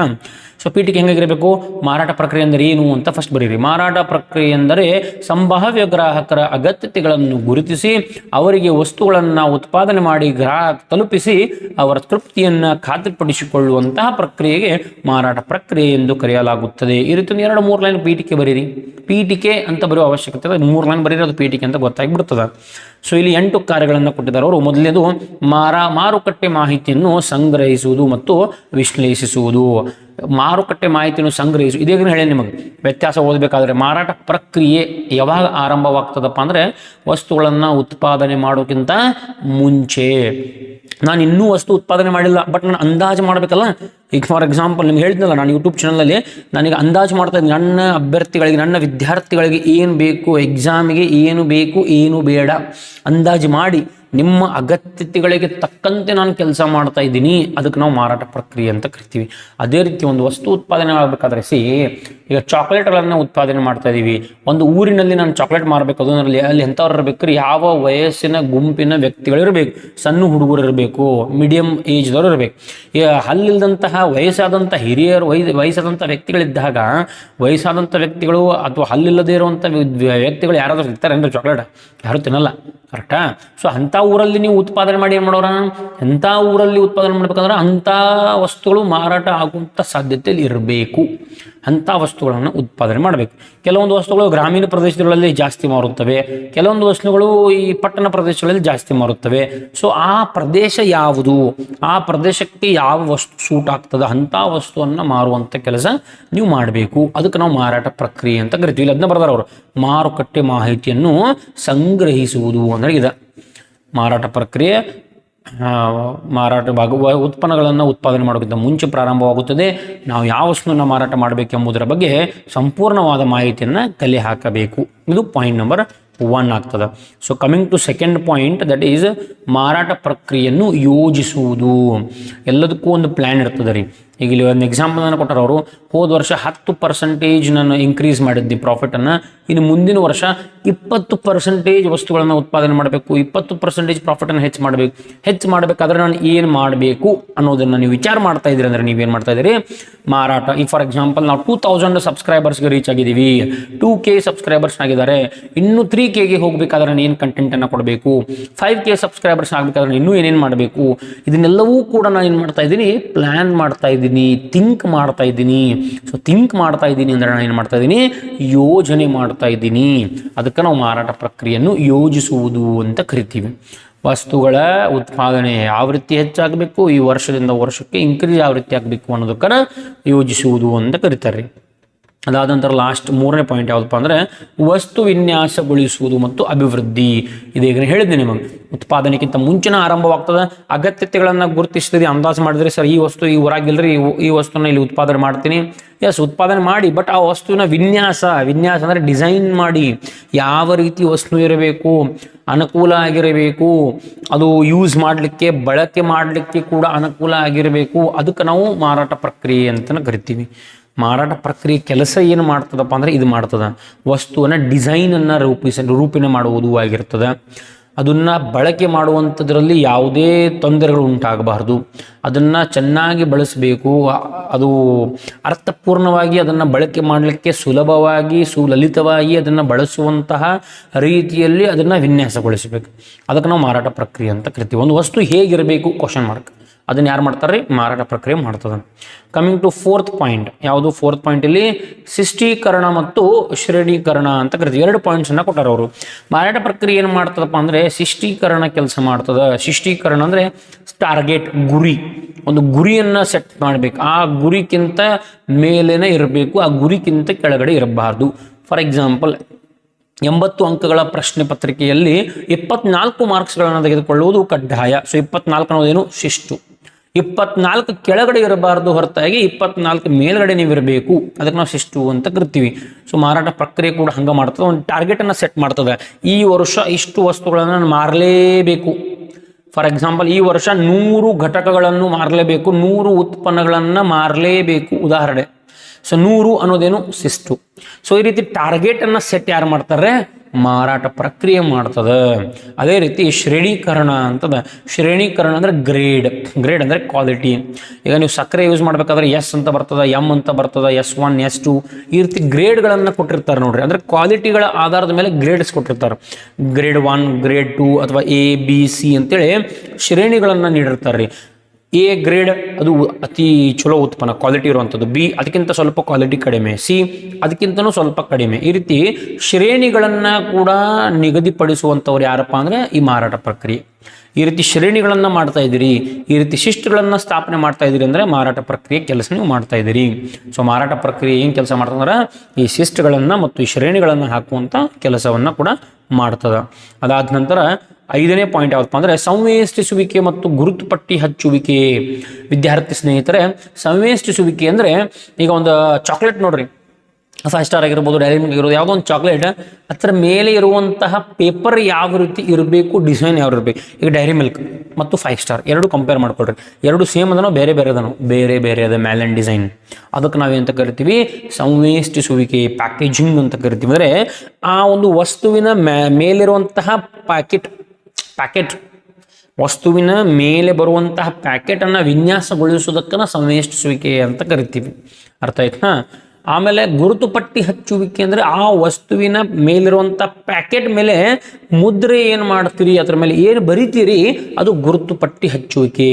ಅದೆಲ್ಲ ಕಂಟೆಂಟ್ಸ್ ಬರ್ದಿರ್ತಾರೆ ನೋಡ್ರಿ, ಇದ್ರೊಳಗಡೆ ಏನೇನದ, ಇದನ್ನು ಉತ್ಪಾದನೆ ಯಾವಾಗ ಮಾಡಲಾಯಿತು, ಇದನ್ನು ಮ್ಯಾನುಫ್ಯಾಕ್ಚರಿಂಗ್ ಡೇಟ್ ಅಂತ ಕರಿತೀವಿ. ಅದಾದ ನಂತರ ಎಕ್ಸ್ಪೈರಿ ಡೇಟ್, ಆಮೇಲೆ rupees, RS maximum retail price, MRP ಇದೆಲ್ಲವೂ ಕೂಡ ಇರ್ತದೆ. ಇದಕ್ಕೆ ನಾವೆಂತ ಕರಿತೀವಿ? ಗುರುತುಪಟ್ಟಿ ಹಚ್ಚುವಿಕೆ. ಎಲ್ಲ ಮ್ಯಾಗಿನ ಲೇಬಲ್ ಎಲ್ಲ ಟೈಪ್ ಮಾಡೋದಕ್ಕೆ ನಾವು ಗುರುತುಪಟ್ಟಿ ಹಚ್ಚುವಿಕೆ ಅಂತ ಕರಿತೀವಿ. ಮ್ಯಾಗಿನ ಕಾಗದ ತಯಾರು ಮಾಡೋಕೆ ನಾವೆಂತ ಕರಿತೀವಿ? ಸಂವೇಷ್ಟಿಸುವಿಕೆ ಅಂತ ಕರಿತೀವಿ. ಬರ್ದಾರ ನೋಡ್ರಿ, ಸಂವೇಷ್ಟಿಯನ್ನು ವಿನ್ಯಾಸಗೊಳಿಸುವುದು. ಸಂವೇಷ್ಟಿಸುವಿಕೆ ಅಂದರೆ ಉತ್ಪನ್ನಗಳಿಗೆ ಬೇಕಾದ ಸಂವೇಷ್ಟಿಯನ್ನು ವಿನ್ಯಾಸಗೊಳಿಸುವುದು. ಗುರುತುಪಟ್ಟಿ ಹಚ್ಚುವಿಕೆ ಅಂದರೆ ಇಲ್ಲ, ಅದು ಕೂಡ ಇಲ್ಲದ ಸಂವೇಷ್ಟಿ ಮೇಲೆ. ಹಾಗೆ ನಾನು ಹೇಳಿದ್ನಲ್ಲ, ಪ್ಯಾಕೆಟ್ ಮೇಲೆ, ವಸ್ತುವಿನ ಮೇಲಿರುವಂಥ ಪ್ಯಾಕೆಟ್ ಅದು ಸಂವೇಷ್ಟಿ. ಆ ಪ್ಯಾಕೆಟ್ ಮೇಲೆ ಇರುವಂತಹ ಒಂದು ಮಾಹಿತಿ ಅದು ಗುರುತುಪಟ್ಟಿ. ಬರದಾರ ಗುರುತುಪಟ್ಟಿ ಹಚ್ಚುವಿಕೆ ಅಂದರೆ ಸಂವೇಷ್ಟಿ ಮೇಲೆ ಹಾಕಲಾಗುವ ಗುರುತುಪಟ್ಟಿಯನ್ನು ವಿನ್ಯಾಸಗೊಳಿಸುವುದು. ಸೊ 2 ಲೈನ್ ಬರೀರಿ. ಸಂವೇಷ್ಟಿಸುವಿಕೆ ಅಂದ್ರೆ ಏನು, ಗುರುತುಪಟ್ಟಿ ಹಚ್ಚುವಿಕೆ ಅಂದ್ರೆ ಏನು, ಇಷ್ಟ ಬರೆದ್ರಿ ಸಾಕು, ಮತ್ತೇನು ಬೇಕಾಗಿಲ್ಲ. Next coming to 6th point. ಇಲ್ಲಿ 8 ಮಾರ್ಕ್ಸ್ ಆಗಿ 8 ಪಾಯಿಂಟ್ಸ್ ಬರೀಬೇಕು. ಮುದ್ರೆ ಹಾಕುವಿಕೆ. ಮುದ್ರೆ ಹಾಕುವಿಕೆ ಅಂದರೆ ಮುದ್ರೆ ಮೀನಿಂಗನ್ನು ಬರೀರಿ. ಇದೇ ಜಸ್ಟ್ ಹೇಳಿದ್ನಿ ನೋಡ್ರಿ ನಾನು. ಎಲ್ಲಿ 1 ಮಾರ್ಕ್ ಕ್ಯಾಟಗರಿಯಲ್ಲಿ ಮುದ್ರೆ ಎಂದರೆ ಏನು? ಮುದ್ರೆ ಎಂದರೆ ವಸ್ತುಗಳನ್ನು ಪ್ರತ್ಯೇಕಿಸಲು ಬಳಸಲಾಗುವ ಸಂಕೇತ, ವಿನ್ಯಾಸ, ಗುರುತು, ಈ ಚಿಹ್ನೆ ಈ ರೀತಿಯೂ ಕರಿತೀವಿ. ಅದನ್ನು ಬರೀರಿ. ಅದಾದ ನಂತರ ಪಾಯಿಂಟ್ ನಂಬರ್ 7, ಗ್ರಾಹಕ ನೆರವಿನ ಸೇವೆಗಳು. ಇದು ಕೂಡ ವೆರಿ ಇಂಪಾರ್ಟೆಂಟ್ ಪಾಯಿಂಟ್. ಮಾರಾಟ ಪ್ರಕ್ರಿಯೆ ಏನು ಕೆಲಸ ಮಾಡ್ತದಪ್ಪ ಅಂದರೆ ಗ್ರಾಹಕ ನೆರವಿನ ಸೇವೆಗಳನ್ನು ಕೊಡ್ತದೆ. ಕಸ್ಟಮರ್ ಸರ್ವಿಸ್ ಅಂತ ಕರಿತೀವಿ. ವಸ್ತುಗಳನ್ನು ಮಾರೋದಷ್ಟು ಇಂಪಾರ್ಟೆಂಟ್ ಅಲ್ಲ. ಈಗ ಫಾರ್ ಎಕ್ಸಾಂಪಲ್ ನಾನು ಯೂಟ್ಯೂಬ್ನಲ್ಲಿ ವಿಡಿಯೋಸ್ ಅಪ್ಲೋಡ್ ಮಾಡಿ ಹಾಕೋದು ದೊಡ್ಡ ವಿಷಯ ಅಲ್ಲ. ನಿಮಗೆ ಬೇಕಾಗಿರುವಂಥ ವಿಡಿಯೋಸ್ ಹಾಕುವುದು, ನಿಮ್ಮ ಕಷ್ಟಗಳಿಗೆ ಸ್ಪಂದನೆ ಮಾಡುವುದು. ಈಗ ನೀವು ಕಮೆಂಟ್ ಮಾಡಿದ್ರಿ, ಸರ್ ಮಾರಾಟ ಪ್ರಕ್ರಿಯೆ ಒಂದು ಚಾಪ್ಟರ್ನ ತಿಳಿಸ್ಕೊಡಿ, ನಮಗೆ ತುಂಬ ಸಹಾಯ ಆಗುತ್ತದೆ, ನಮ್ಮ ಇಡೀ ಕ್ಲಾಸ್ದವ್ರಿಗೆ ಹೆಲ್ಪ್ ಆಗ್ತದ ಅಂತೇಳಿ. ಸೊ ನಾನು ಅದನ್ನು ಮಾಡ್ತಾ ಇದ್ದೀನಿ. ಸೊ ನಾನು ಏನು ಮಾಡ್ತಾ ಇದ್ದೀನಿ? ಈಗ ನೆರವಿನ ಸೇವೆ, ಗ್ರಾಹಕ ಸೇವೆ. ನಾನು ಬರೀ ಅಪ್ಲೋಡ್ ಮಾಡಿ ನೀವೆಲ್ಲರೂ ನೋಡೋದು ಅಷ್ಟೇ ಆಗಬಾರ್ದು. ನೀವು ನನಗೆ ಕಷ್ಟಗಳನ್ನು ಕೇಳಿ, ಸಮಸ್ಯೆಗಳನ್ನು ಕೇಳಿ, ಆ ಸಮಸ್ಯೆಗೆ ನಾನು ಪರಿಹಾರ ಕೊಡಬೇಕು. ಅದು ಮಾರಾಟ ಪ್ರಕ್ರಿಯೆ. ನಾನು ಒಂದು ವೇಳೆ ಅಪ್ಲೋಡ್ ಮಾಡಿ ಸುಮ್ಮನೆ ಕುಂತೀನಿ, ನಿಮ್ಮ ಸಮಸ್ಯೆಗಳಿಗೆ ನಾನು ಪರಿಹಾರ ಕೊಡಲಿಲ್ಲ, ನಾನು ಎಷ್ಟೋ ಮಂದಿ ನಾನು ಮೆಸೇಜ್ ಮಾಡ್ತಾ ಇದ್ದೀರಿ, ಎಷ್ಟೋ ಮಂದಿ ಕಾಲ್ ಮಾಡ್ತಾ ಇದ್ದೀರಿ, ನಾನು ನಿಮಗೆ ರಿಪ್ಲೈ ಮಾಡ್ತಾ ಇದ್ದೀನಿ, ನಿಮಗೆ ನಾನು ಮೆಸೇಜ್ನಲ್ಲಿ ಕೂಡ ರಿಪ್ಲೈ ಕೊಡ್ತಾ ಇದ್ದೀನಿ, ರಿಸೀವ್ ಮಾಡ್ತಾ ಇದ್ದೀನಿ, ನಿಮ್ಮ ಜೊತೆ ಮಾತಾಡ್ತಾ ಇದ್ದೀನಿ, ನಿಮ್ಮ ಸಮಸ್ಯೆಗಳನ್ನು ಬಗೆಹರಿಸ್ತಾ ಇದ್ದೀನಿ. ಸೊ ನಾನು ಏನು ಮಾಡ್ತಾ ಇದ್ದೀನಿ? ಕಸ್ಟಮರ್ ಸರ್ವಿಸ್, ಗ್ರಾಹಕ ನೆರವಿನ ಸೇವೆ, ಇದಕ್ಕೆ ನಾವು ಕಸ್ಟಮರ್ ಸರ್ವಿಸ್ ಅಂತ ಕರಿತೀವಿ. ಇವು ಮಾರಾಟ ಪ್ರಕ್ರಿಯೆಯಲ್ಲಿ ಬರುವಂಥದ್ದು. ಬಿಕಾಸ್ ಮಾರಾಟ ಪ್ರಕ್ರಿಯೆ ಅಂತಿಮ ಉದ್ದೇಶ ಏನ್ರಿ? ಗ್ರಾಹಕ ತೃಪ್ತಿ. ಹಾಗಾಗಿ ಗ್ರಾಹಕ ತೃಪ್ತಿಯನ್ನು ಉಣ್ಣಬೇಕಾದ್ರೆ ಗ್ರಾಹಕರಿಗೆ ಸೇವೆಗಳನ್ನು ಕೊಡ್ರಿ, ಮಾರಾಟ ನಂತರದ ಸೇವೆ ಅಂತ ಕರಿತೀವಿ. Is it clear? Okay, coming to point number 8. Point number 8 ಯಾವುದಪ್ಪ ಅಂದರೆ ವಸ್ತುವಿನ ಬೆಲೆಯನ್ನು ನಿಗದಿಪಡಿಸುವುದು. ಮಾರಾಟ ಪ್ರಕ್ರಿಯೆ ಮತ್ತೊಂದು ಕೆಲಸ. ಎಲ್ಲ ಮಾಡಿದ್ರಿ ನೀವು, ಸಮಷ್ಟಿ ಮಾಡಿದ್ರಿ, ಗುರುತುಪಟ್ಟಿ ಮಾಡಿದ್ರಿ, ಮುದ್ರೆ ಹಾಕಿದ್ರಿ, ಆಮೇಲೆ ಅಂದಾಜು ಮಾಡಿದ್ರಿ, ಅಗತ್ಯತೆಗಳನ್ನು ರಿಸರ್ಚ್ ಮಾಡಿರಿ, ವಿಶ್ಲೇಷಣೆ ಮಾಡಿದ್ರಿ. ಈಗ ಬೆಲೆಯನ್ನು ನಿಗದಿಪಡಿಸಬೇಕು. ಲಾಸ್ಟ್ ಪಾಯಿಂಟ್ ಇದು, ಬೆಲೆಯನ್ನು ನಿಗದಿಪಡಿಸಬೇಕು. ಬೆಲೆ ಅಗೇನ್ ಡಿಪೆಂಡ್ಸ್ ಆಗ್ತದೆ ಮಾರುಕಟ್ಟೆಯಲ್ಲಿ ಪೈಪೋಟಿ ಹೆಂಗಿರ್ತದೆ ಅದ್ರ ಬಗ್ಗೆ ಡಿಪೆಂಡ್ ಆಗ್ತದೆ. ನೆಕ್ಸ್ಟ್ ಕ್ವಶನ್ ನಾನು ಅದನ್ನೇ ಮಾಡ್ತೀನಿ. 8 ಮಾರ್ಕ್ಸ್ನಲ್ಲಿ ಮತ್ತೊಂದು ಕ್ವಶನ್ ಓದಬೇಕು ನೀವು. ಒಂದು ಕ್ವಶನ್ ಬರ್ತದೆ, 2 ಓದ್ರಿ. ಒಂದು ಇದನ್ನು ಓದ್ರಿ, ಮಾರಾಟ ಪ್ರಕ್ರಿಯೆ ಕಾರ್ಯಗಳು. ಮತ್ತೊಂದು ಜಾಹೀರಾತಿನ ಪ್ರಯೋಜನ ಮತ್ತು ಮಿತಿಗಳನ್ನು ಓದಬೇಕು. ಅದಾದ ಬೆಲೆ ನಿರ್ಧಾರಣೆಯನ್ನು ನೋಡೋಣ ಅದೇನಾಗ್ತದೆ. ಸೊ ಬೆಲೆ ಕೂಡ ವೆರಿ ಇಂಪಾರ್ಟೆಂಟ್. ಇದಾದ ನಂತರ ಇಲ್ಲಿ ಉಪಸಂಹಾರ ಬರಿಬೇಕು 8 ಮಾರ್ಕ್ಸ್ಗೆ. ಇಲ್ಲಿ ನಿಮ್ಮ ಆನ್ಸರ್ ಶೀಟ್ನಲ್ಲಿ ಕಾಣ್ತಾ ಇಲ್ಲ ಸ್ಕ್ರೀನ್ ಮೇಲೆ, ಉಪಸಂಹಾರ ಕೂಡ ಬರಿಬೇಕು. ಯಾವ ರೀತಿ ಬರಿಬೇಕು? ಮಾರಾಟ ಪ್ರಕ್ರಿಯೆ ಎಂಬುದು ಈಗಿನ ದಿನಮಾನಗಳಲ್ಲಿ ಸದ್ಯದ ಪ್ರವೃತ್ತಿಯಲ್ಲಿ ಒಂದು ಗ್ರಾಹಕರಲ್ಲಿ ಅಭಿವೃದ್ಧಿ ತರುವಂಥದ್ದು. ಮಾರಾಟ ಪ್ರಕ್ರಿಯೆಯಲ್ಲಿ ಅಥವಾ ಈಗಿನ ವ್ಯವಹಾರದಲ್ಲಿ ಅತಿ ಉನ್ನತ ಸ್ಥಾನದಲ್ಲಿ ಹೋಗ್ತಾ ಇರುವಂಥದ್ದು, ವ್ಯವಹಾರವನ್ನು ಬೆಳೆಸ್ತಾ ಇರುವಂತಹ ಒಂದು ಕೆಲಸ. ಉಪಸಂಹಾರ ಹೇಗಿರಬೇಕು ಅಂದರೆ ಇವತ್ತಿನ ಜನ್ರೇಷನ್ಗೆ, ಇವತ್ತಿನ ದಿನಮಾನದಲ್ಲಿ, ಇವತ್ತಿನ ಕಾಲಮಾನದಲ್ಲಿ ಅದು ಹೇಗೆ ಹೆಲ್ಪ್ ಆಗ್ತಾ ಇದೆ. ಈಗ ಮಾರಾಟ ಪ್ರಕ್ರಿಯೆ ಅಂದ್ರೆ ಏನು? ಗ್ರಾಹಕ ತೃಪ್ತಿ. ಫಸ್ಟ್ ಎಲ್ಲಾಗಿತ್ತು ಹಳೆ ಕಾಲದಾಗ, ಈಗ ಬಂದದ. ಸೊ ಗ್ರಾಹಕ ತೃಪ್ತಿಯನ್ನು ಬಂದಾಗ ಎಷ್ಟೋ ಕಾಂಪಿಟೇಷನ್ ಮಾಡ್ತಾ ಇದ್ರು, ಎಷ್ಟೋ ಅಂಗಡಿಗಳನ್ನು ಬೇರೆ ಬೇರೆ ಬೇರೆ ರೀತಿ ವಿನ್ಯಾಸ ಮಾಡೋದು, ಬೇರೆ ಬೇರೆ ತರನಾದ ಸೇವೆಗಳನ್ನು ಕೊಡೋದು. ಆನ್ಲೈನ್ 108 ಸೇವೆ, ಆಫ್ಲೈನಲ್ಲಿ 108 ಸೇವೆ, ಇದೆಲ್ಲವೂ ಕೂಡ ಡೆವಲಪ್ ಆಗ್ತಾ ಇದೆ. ನಮ್ಮ ಬಿಸ್ನೆಸ್ ಡೆವಲಪ್ ಆಗ್ತದೆ. ಕರೆಕ್ಟಾ? ಅದೇ ಉಪಸಂಹಾರದ ಬರಿಬೇಕ್ರಿ. Okay, coming to next question of 8 marks. ಮತ್ತೊಂದು ಕ್ವಶನ್ ಯಾವುದಪ್ಪ ಅಂದರೆ ವೆರಿ ವೆರಿ ಇಂಪಾರ್ಟೆಂಟ್. ಈ ಜಾಹೀರಾತಿನ ಪ್ರಯೋಜನ ಮತ್ತು ಜಾಹೀರಾತಿನ ಮಿತಿಗಳನ್ನು ನೀವು ಓದುವಂತೆ ಕೆಲಸ ಮಾಡಬೇಕು. ಇದು 4ನೇ ಕ್ವಶನ್ ಕಾಣ್ತಾ ಇದೆ ನೋಡ್ರಿ. ಒಂದು, ಮಾರಾಟ ಪ್ರಕ್ರಿಯೆ ಕಾರ್ಯಗಳನ್ನು ಓದ್ರಿ, 100% ಓದ್ರಿ. ಜಾಹೀರಾತಿನ ಪ್ರಯೋಜನ ಮತ್ತು ಮಿತಿ, ಇದು ಕೂಡ 100% ಓದಬೇಕು. ಅರ್ಥ ಆಯ್ತಾ? ಈಗ ಜಾಹೀರಾತಿನ ಪ್ರಯೋಜನಗಳು. ಜಾಹೀರಾತು ಯಾಕೆ ಮಾಡಬೇಕು? ಜಾಹೀರಾತು ಅಂದರೆ ಏನು ಅನ್ನೋದನ್ನು ಫಸ್ಟ್ ಪೀಠಿಕೆ ಬರೀರಿ. ಜಾಹೀರಾತು ಎಂದರೆ ಗ್ರಾಹಕರಿಗೆ ವಸ್ತುಗಳನ್ನು ಖರೀದಿಸುವಂತೆ, ಗ್ರಾಹಕರಿಗೆ ವಸ್ತುಗಳ ಬಗ್ಗೆ ಮಾಹಿತಿ ನೀಡುವಂತಹ ಪ್ರಕ್ರಿಯೆ. 3 ಲೈನ್ ಪೀಠಿಕೆ, ವೆರಿ ಸಿಂಪಲ್. ಎಷ್ಟು ಬರೆಯೋಕೆ ನಾವು ಓದೋದ? ಗ್ರಾಹಕರು ವಸ್ತುಗಳನ್ನು ಖರೀದಿಸುವಂತೆ ಮನವೊಲಿಸುವುದು, ಗ್ರಾಹಕರಿಗೆ ವಸ್ತುಗಳ ಬಗ್ಗೆ ಮಾಹಿತಿ ಕೊಡುವುದು. ಇದಕ್ಕೆ ನಾವು ಜಾಹೀರಾತು ಅಂತ ಕರಿತೀವಿ. ಈಗ ಅದರ ಪ್ರಯೋಜನ ಏನು? ಪಾಯಿಂಟ್ ನಂಬರ್ 1, ಸಮೂಹ ತಲುಪುವಿಕೆ. ಸಮೂಹ ತಲುಪುವಿಕೆ ಅಂದರೆ ಏನು? ಸಮೂಹ ಅಂದರೆ ಏನು? ಬಹಳಷ್ಟು ಜನರನ್ನು ತಲುಪ್ತದೆ. ನಾನು ಒಬ್ಬ ವೈಯಕ್ತಿಕವಾಗಿ, ನಾನು ಖುದ್ದಾಗಿ ಪ್ರತಿಯೊಬ್ಬರಿಗೂ ವಸ್ತುವಿನ ಬಗ್ಗೆ ತಿಳಿಸ್ಕೊಂತ ಹೋದ್ನಂದ್ರೆ ನನ್ನ ಎಲ್ಲರಿಗೂ ರೀಚ್ ಆಗಕ್ಕೆ ಸಾಧ್ಯತೆ ಅಲ್ರಿ. ಅದನ್ನು ನಾನು ವಾಟ್ಸಪ್ದಾಗ, ಇನ್ಸ್ಟಾಗ್ರಾಮ್ದಾಗ ನಾನು ಸ್ಟೇಟಸ್ ಹಾಕಿಬಿಟ್ಟಂದ್ರೆ ಎಲ್ಲರಿಗೂ ರೀಚ್ ಆಗಿಬಿಡ್ತದೆ. ಸೋಷಿಯಲ್ ಮೀಡಿಯಾ ಪ್ಲಾಟ್ಫಾರ್ಮ್ಸ್ ಅಂತ ಕರಿತೀವಿ. ಸೊ ಅಲ್ಲಿ ಪ್ರತಿಯೊಬ್ಬರಿಗೂ ರೀಚ್ ಆಗಿಬಿಡ್ತದೆ. ಈಗ ನಾನು ಇಲ್ಲಿ ಒಂದು ಕ್ಲಾಸ್ ಮಾಡ್ತಾ ಇದ್ದೀನಿ, ನನ್ನ ಮುಂದೆ ಯಾರೂ ಕುಂತಿಲ್ಲ, ಒಂದು ಕ್ಯಾಮ್ರಾ ಅದ, ಒಂದು ಕ್ಯಾಮ್ರಾ ಸ್ಟ್ಯಾಂಡ್ ಅದ, ಒಂದು ಮೈಕ್ ಅದ, ಅದು ಬಿಟ್ಟರೆ ಮತ್ತೆ ಏನೂ ಇಲ್ಲ. ಬಟ್ ನೀವದಿರಿ ಕರೆಕ್ಟಾ? 2,000, 3,000, 4,000, 5,000, 10,000 ಲಕ್ಷಗಟ್ಟಲೆ ವಿದ್ಯಾರ್ಥಿಗಳನ್ನ ಇದನ್ನು ನೋಡ್ತಾರೆ. ಕರೆಕ್ಟಾ? ಇದಕ್ಕೆ ನಾವು ಸಮೂಹ ಅಂತ ಕರಿತೀವಿ, ಗ್ರೂಪ್ ಅಂತ ಕರಿತೀವಿ. ಸೊ ಜಾಹೀರಾತು ಮಾಡೋದ್ರಿಂದ ಏನಾಗ್ತದಪ್ಪ ಅಂದರೆ ಬಹಳಷ್ಟು ಜನರಿಗೆ ನಾವು ನಮ್ಮ ವಸ್ತುವಿನ ಬಗ್ಗೆ ಏಕಕಾಲದಲ್ಲಿ ತಿಳಿಸುವಂಥದ್ದು. ಅರ್ಥ ಆಯ್ತಾ? Okay, coming to next point ಯಾವುದಪ್ಪ ಅಂದರೆ ಗ್ರಾಹಕ ತೃಪ್ತಿ ಮತ್ತು ಭರವಸೆ ಹೆಚ್ಚಿಸುವಿಕೆ. ಇಲ್ಲೇನಾಗ್ತದೆ? ಆ ಜಾಹೀರಾತನ್ನು ಮಾಡಿದಾಗ ಗ್ರಾಹಕ ತೃಪ್ತಿಯೂ ಕೂಡ ಆಗ್ತದೆ, ಅವರ ಭರವಸೆಯನ್ನು ಕೂಡ ನೀವು ಹೆಚ್ಚಿಗೆ ಮಾಡಬಹುದು. ಬಿಕಾಸ್ ಜಾಹೀರಾತುಗಳಲ್ಲಿ ಕೆಲವೊಂದು ಪ್ರಾಮಿಸ್ಗಳನ್ನು ಮಾಡ್ತೀವಿ, ಇದು 100% ಆಗೇ ಆಗ್ತದೆ, ಈ ರೀತಿ ಆಗ್ತದೆ. ಜಾಹೀರಾತಿನಲ್ಲಿ ಏನಾಗಿರ್ತದಪ್ಪ ಅಂದರೆ ವಸ್ತುಗಳನ್ನು ಹೇಗೆ ಬಳಸಬೇಕು ಅನ್ನೋದು ಕೂಡ ನಾವು ಕೊಟ್ಟಿರ್ತೀವಿ. ಕರೆಕ್ಟಾ? ಜಾಹೀರಾತು ಸಂಭಾವ್ಯ ಗ್ರಾಹಕರಲ್ಲಿ ಉತ್ಪನ್ನದ ಗುಣಮಟ್ಟದ ಬಗ್ಗೆ ಮಾಹಿತಿಯನ್ನು ಕೊಡ್ತದೆ. ಉತ್ಪನ್ನದ ಗುಣಮಟ್ಟ ಯಾವ ರೀತಿ ಇದೆ, ಅದನ್ನು ಯಾವ ರೀತಿ ಬಳಸಬೇಕು ಅನ್ನೋದು ಕೂಡ ಮಾಹಿತಿ ನೀಡ್ತದೆ. ಹಾಗಾಗಿ ಜಾಹೀರಾತು ಏನು ಮಾಡ್ತದೆ? ಗ್ರಾಹಕರಲ್ಲಿ ಭರವಸೆಯನ್ನು ತರ್ತದೆ. ನಾನು ಕೂಡ ಈ ರೀತಿ ಆಗ್ಬೋದು, ಈ ವಸ್ತುವನ್ನು ಬಳಸಿ ನಮಗೂ ಕೂಡ ಈ ರೀತಿ ಸಹಾಯ ಆಗಬಹುದು ಅನ್ನೋ ಒಂದು ಮಾತು ಬರ್ತದೆ. ಸೊ ನೀವೆಷ್ಟೋ ನಿಮ್ಮ ದಿನನಿತ್ಯ ಜೀವನದಲ್ಲಿ ಎಷ್ಟೋ ವಸ್ತುಗಳನ್ನು ಉಪಯೋಗಿಸ್ತಾ ಇದ್ದೀರಿ. 99% ನೀವೇನು ವಸ್ತುಗಳನ್ನು ಉಪಯೋಗಿಸ್ತಾ ಇದ್ದೀರಿ ಅವೆಲ್ಲವೂ ಕೂಡ ಜಾಹೀರಾತು ನೋಡೇ ತೊಗೊಂಡಿರ್ತೀರಿ. ಆ ಕಡೆ 1%, 2% ಇದರ ಅಡ್ವರ್ಟೈಸ್ಮೆಂಟ್ ನೋಡಿಲ್ರಿ ಸರ್ ಅಂಥವ್ದಾವು. ಬಟ್ 99% ವಸ್ತುಗಳು ನೀವು ಜಾಹೀರಾತನ್ನು ನೋಡೇ ಖರೀದಿ ಮಾಡಿದ್ದೀರಿ. ಅಂಥ ವಸ್ತುಗಳು ಭಾಳ ಅದಾವ್ರಿ. ಓಕೆ. ಅದಾದ ನಂತರ ಕಮಿಂಗ್ ಟು ಥರ್ಡ್ ಪಾಯಿಂಟ್, ಅಭಿವ್ಯಕ್ತಿಸುವಿಕೆ. ಅಭಿವ್ಯಕ್ತಿಸುವಿಕೆ ಅಂದರೆ ನಾನು ಅಭಿವ್ಯಕ್ತಪಡಿಸ್ತಾ ಇದ್ದೀನಿ, ನನ್ನಲ್ಲಿರುವಂತಹ ಮಾಹಿತಿಯನ್ನು ನಿಮಗೆ ಹಂಚ್ತಾ ಇದ್ದೀನಿ, ಅದಕ್ಕೆ ಅಭಿವ್ಯಕ್ತಿಸುವಿಕೆ ಅಂತ ಕರಿತೀವಿ. ಸೊ ಜಾಹೀರಾತು ಕೂಡ ಏನು ಮಾಡ್ತದಪ್ಪ ಅಂದರೆ ಇಲ್ಲ ನೋಡ್ರಿ, ಕಲೆ ಅಥವಾ ಗಣಕಯಂತ್ರದ ಮೂಲಕ, ಗ್ರಾಫಿಕ್ಸ್ ಮೂಲಕ ಜನರಿಗೆ ವಸ್ತುವಿನ ಬಗ್ಗೆ ಮಾಹಿತಿಯನ್ನು ಕೊಡುವಂಥದ್ದು, ಅಭಿವ್ಯಕ್ತ ಮಾಡುವಂಥದ್ದು, ಸರಳ ರೀತಿಯಲ್ಲಿ ಸಂದೇಶಗಳನ್ನು ಕೂಡ ಆಕರ್ಷಕವಾಗಿ ನೀಡುವಂಥದ್ದು. ಅಭಿವ್ಯಕ್ತ ಅಂದರೆ ನನ್ನಲ್ಲಿರುವಂಥ ಮಾಹಿತಿ ನಿಮ್ಗೆ ಕೊಡುವುದು. Very simple. ಗಣಕಯಂತ್ರ ಮೂಲಕ ಆಗಿರ್ಬೋದು, ಕಲೆ ಮೂಲಕ ಆಗಿರ್ಬೋದು, ಗ್ರಾಫಿಕ್ಸ್ಗಳ ಮೂಲಕ ವಸ್ತುಗಳ ಮಾಹಿತಿಯನ್ನು ಗ್ರಾಹಕರಿಗೆ ಆಕರ್ಷಣೀಯ ರೀತಿಯಲ್ಲಿ ಕೊಡ್ತಾ ಇದ್ದೀವಿ. ಯಾವಾಗ ಗ್ರಾಫಿಕ್ಸ್ ಬರ್ತದೆ, ಎಡಿಟಿಂಗ್ ಇರ್ತದೆ, ಕಲರ್ ಇರ್ತದೆ, ಅವಾಗ ನಿಮ್ಮ ಚಾನಲ್ಸ್ ನಿಮ್ಗೆ ಬ್ಲ್ಯಾಕ್ ಆ್ಯಂಡ್ ವೈಟ್ ಸೇರ್ತಿತ್ತು, ಕಲರ್ ಸೇರ್ತಿತ್ತು, ಕಲರ್ ರೀ ಸರ, ಬ್ಲ್ಯಾಕ್ ಆ್ಯಂಡ್ ವೈಟ್ ಹಳಿ ಕಾಲದ ರೀ ಸರ, ಕರೆಕ್ಟಾ? ಸೊ ಹಾಗಾಗಿ ವಸ್ತುಗಳನ್ನು ಆಕರ್ಷಣೀಯ ರೀತಿಯಲ್ಲಿ ಕಲರ್ ಆಗಿ ಗ್ರಾಫಿಕ್ಸ್ನಲ್ಲಿ ಜನರಿಗೆ ವಸ್ತುಗಳ ಬಗ್ಗೆ ಮಾಹಿತಿ ಕೊಡುವುದು ಜಾಹೀರಾತು. ಹಾಗಾಗಿ ಅದು ಹೆಲ್ಪ್ ಆಗ್ತದೆ. ಅದಾದ ನಂತರ ಲಾಸ್ಟ್ ಪಾಯಿಂಟ್ ಯಾವುದು? ಮಿತವ್ಯಯ. ವ್ಯಯ ಅಂದರೆ ಏನು? ವೆಚ್ಚ. ವ್ಯಯ ಅಂದರೆ ವೆಚ್ಚ, ವೆಚ್ಚ ಅಂದರೆ ಖರ್ಚು, ಮಿತ ಅಂದರೆ ಕಡಿಮೆ ಖರ್ಚು. ಜಾಹೀರಾತು ಏನಾಗ್ತದಪ್ಪ ಅಂದರೆ ಕಡಿಮೆ ಖರ್ಚಿನಲ್ಲಿ ಬಹಳಷ್ಟು ಜನರನ್ನು ಮುಟ್ಟಬಹುದು. ಎಷ್ಟು ಜನ ಹೇಳ್ತಾರೆ, ಸರ್ ಜಾಹೀರಾತು ರೀ ಕಂಡಪಟ್ಟಿ ಖರ್ಚಾಗ್ತದೆ ರೀ ಸರ್, ಬಹಳ ಖರ್ಚಾಗ್ತದೆ ಬಟ್ ಜನರನ್ನು ಕೂಡ ಅಷ್ಟು ರೀಚ್ ಆಗ್ತಿರಲ್ಲ. ನಾನು ವೈಯಕ್ತಿಕವಾಗಿ ಪ್ರತಿಯೊಬ್ಬರಿಗೆ 10,000 ಮಂದಿ ಒಂದು ಸ್ಕ್ರೀನ್ ಮೇಲೆ ನೋಡ್ತೀರಿ ನೀವು, ನಾನು 10,000 ಜನರನ್ನ ಪ್ರತಿಯೊಬ್ಬರನ್ನು ಭೇಟಿಯಾಗಿ ಪಾಠ ಮಾಡ್ಕೊಂತ ಹೋದ್ರೆ ಟೈಮ್ ಎಷ್ಟು ಬೇಕ್ರಿ? ಖರ್ಚು ಎಷ್ಟಾಗ್ತದ? ಬಹಳ ಆಗ್ತದ. 1 ಲಕ್ಷನೋ 10 ಲಕ್ಷನೋ 1 ಕೋಟಿನೋ ಅಡ್ವರ್ಟೈಸ್ಮೆಂಟ್ ಕೊಟ್ಟು 10 ಕೋಟಿ 20 ಕೋಟಿ ಜನ ಅದನ್ನು ನೋಡ್ತಾ ಇದ್ದಾರೆ ಅಂದರೆ ಏನು ಸಮಸ್ಯೆ ಅದ?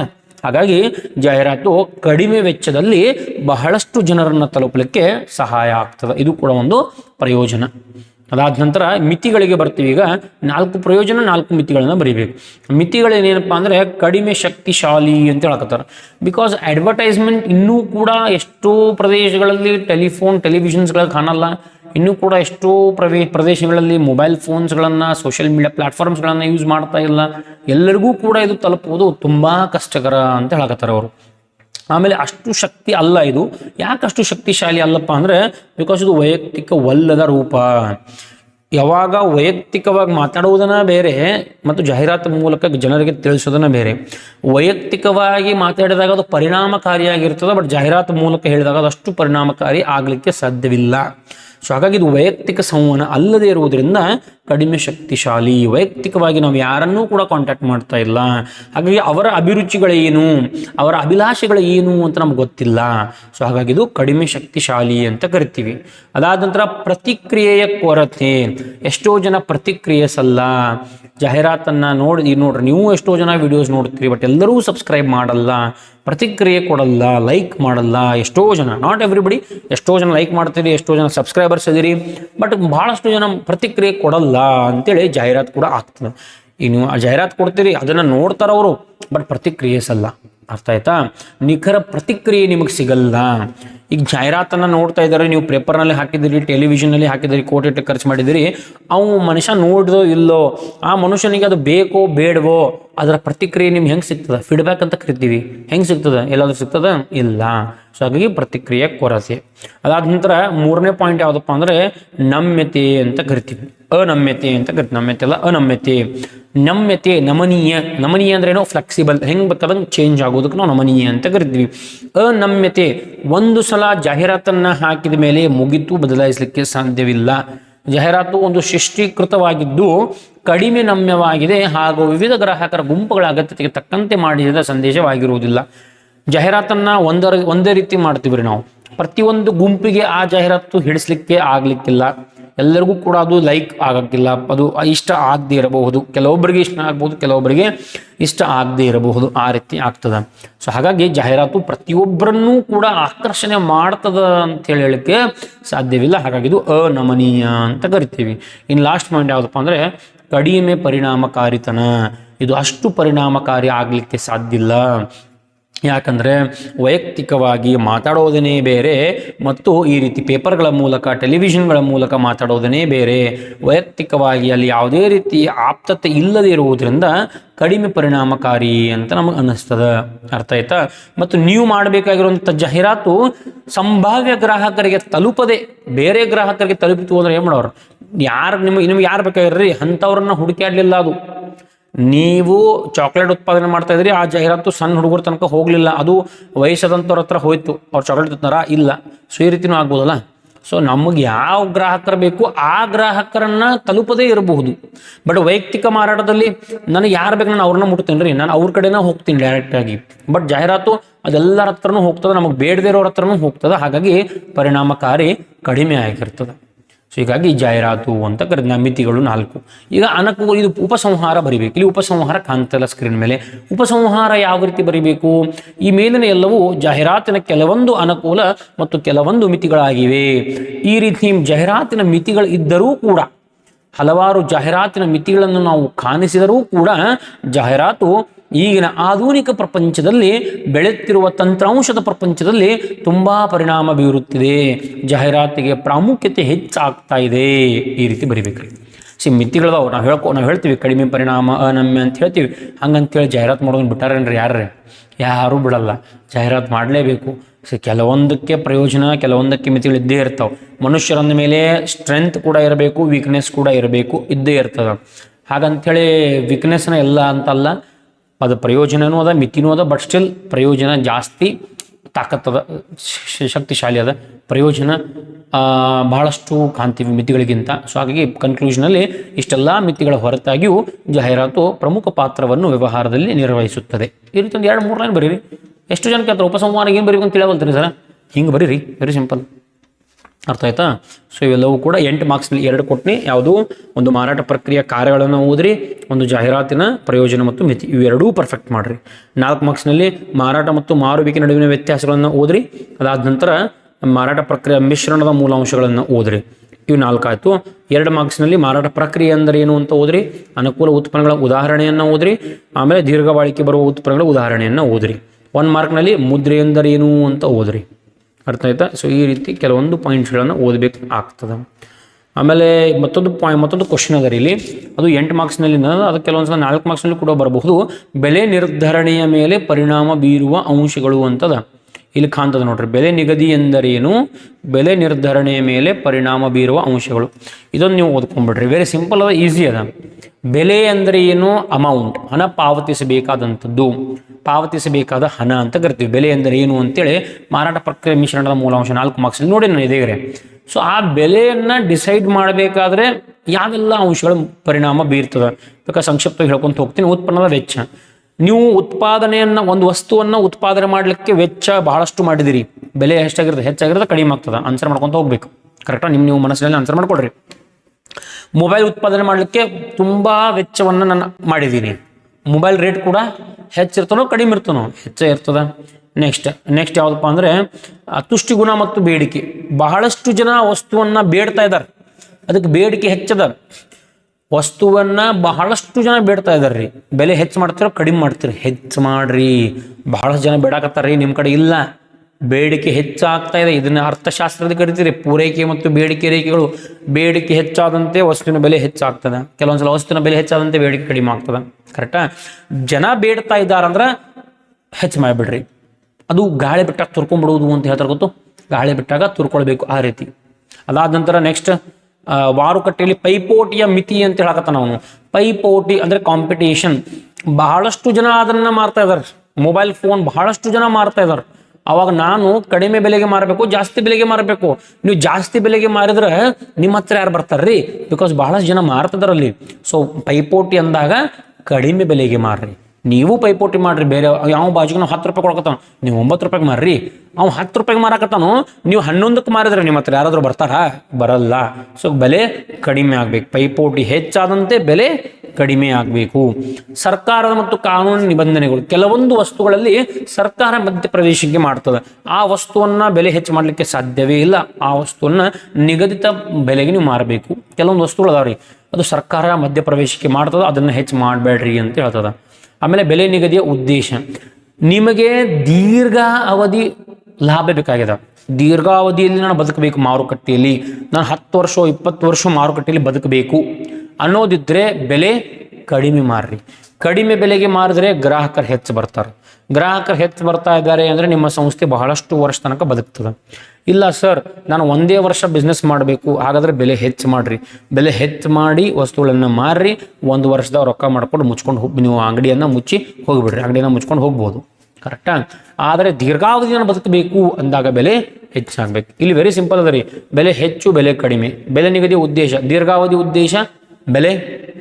ಪಾಸ್ ಮಾಡ್ಕೊಂಡು ನೋಡ್ಕೊಂಡು ಹೋಗ್ರಿ, ಡಯಾಗ್ರಾಮೆಟಿಕ್ ಆಗಿ ಬರೀರಿ, ಹಿಂಗೆ ಯಾರೋ ಮಾರ್ಕ್ ಹಾಕೊಂಡು. ಎಕ್ಸಾಮ್ದಾಗ ನೀವು ಬೇಕಾದ್ರೆ ಸೆಂಟೆನ್ಸ್ದಾಗ ಬರೀರಿ, ಬಟ್ ಈಗ ಪಾಸ್ ಮಾಡ್ಕೊಂಡು ಡಯಾಗ್ರಾಮೆಟಿಕ್ ಆಗಿ ಬರ್ಕೋರಿ. ಬೆಲೆ ನಿಗದಿಯ ಉದ್ದೇಶ, ದೀರ್ಘಾವಧಿ ಉದ್ದೇಶದ ಬೆಲೆ ಕಡಿಮೆ ಇರಬೇಕು, ಅಲ್ಪಾವಧಿ ಉದ್ದೇಶ ಬೆಲೆ ಜಾಸ್ತಿ ಮಾಡ್ರಿ. ಮಾರುಕಟ್ಟೆ ಪೈಪೋಟಿ ಹೆಚ್ಚದ ಬೆಲೆ ಕಡಿಮೆ, ಪೈಪೋಟಿ ಕಡಿಮೆದ ಬೆಲೆ ಹೆಚ್ಚು. ಆಮೇಲೆ ಬೇಡಿಕೆ ಹೆಚ್ಚಾಗ್ತಾ ಇದೆ, ಬೆಲೆ ಕೂಡ ಹೆಚ್ಚು ಮಾಡ್ರಿ. ಬೇಡಿಕೆ ಕಡಿಮೆ ಆಗ್ತಾ ಇದೆ, ಬೆಲೆ ಕಡಿಮೆ ಮಾಡ್ರಿ. ಉತ್ಪನ್ನದ ವೆಚ್ಚ ಜಾಸ್ತಿ ಆಯಿತು, ಬೆಲೆ ಕೂಡ ಜಾಸ್ತಿ ಆಗಬೇಕು. ಉತ್ಪನ್ನದ ವೆಚ್ಚ ಕಡಿಮೆ ಆಯಿತು, ಬೆಲೆ ಕೂಡ ಕಡಿಮೆ ಆಗಬೇಕು. ಸೊ ಇದನ್ನು ಕೂಡ ಪರ್ಫೆಕ್ಟ್ ಮಾಡ್ರಿ, ಈಸಿ ಅದು, ವೆರಿ ವೆರಿ ಈಸಿ. ಅರ್ಥ ಆಯ್ತಾ?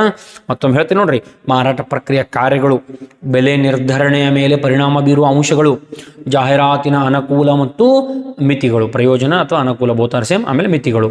3 ಕ್ವಶನ್ಸ್ ಕಡ್ಡಾಯವಾಗಿ 4 ಮಾರ್ಕ್ಸ್ನಲ್ಲಿ ಮಾರಾಟ ಪ್ರಕ್ರಿಯೆ ಮತ್ತು ಮಾರಾಟ ನಡುವಿನ ವ್ಯತ್ಯಾಸ, ಮಾರಾಟ ಪ್ರಕ್ರಿಯೆ ಮಿಶ್ರಣದ ಮೂಲಾಂಶ ಕಂಪಲ್ಸರಿ ಓದ್ರಿ. I hope this was very useful. ಇದೆಲ್ಲರೂ ಕೂಡ ಹೆಲ್ಪ್ ಆಯಿತು ಅಂದ್ಕೊಳ್ತೀನಿ. ಯಾರು ಕಮೆಂಟ್ ಮಾಡಿದ್ರಿ, ಯಾರು ನನಗೆ ಮೆಸೇಜ್ ಮಾಡಿದ್ರಿ, ನಿಮಗೂ ಕೂಡ ಹೆಲ್ಪ್ ಆಯಿತು ಅಂತ ಅಂದ್ಕೊಳ್ತೀನಿ. ಹೆಲ್ಪ್ ಆಗಿದ್ದರೆ ಪ್ಲೀಸ್ ನಮ್ಮ ಒಂದು ಲೈಕನ್ನು ಕೊಡಿ. ಅದರ ಜೊತೆಗೆ ಇದು ಯಾರಿಗೆಲ್ಲ ಹೆಲ್ಪ್ ಆಗ್ತಂತ ಅನಿಸ್ತದ ಅವರೆಲ್ಲರೂ ಕೂಡ ಶೇರ್ ಮಾಡಿ. ಒಂದು ನೆನಪಿಟ್ಕೊಳ್ಳಿ, ಇದು 21 ಮಾರ್ಕ್ಸಿನ ಚಾಪ್ಟರ್ ಆಗಿರ್ತದೆ.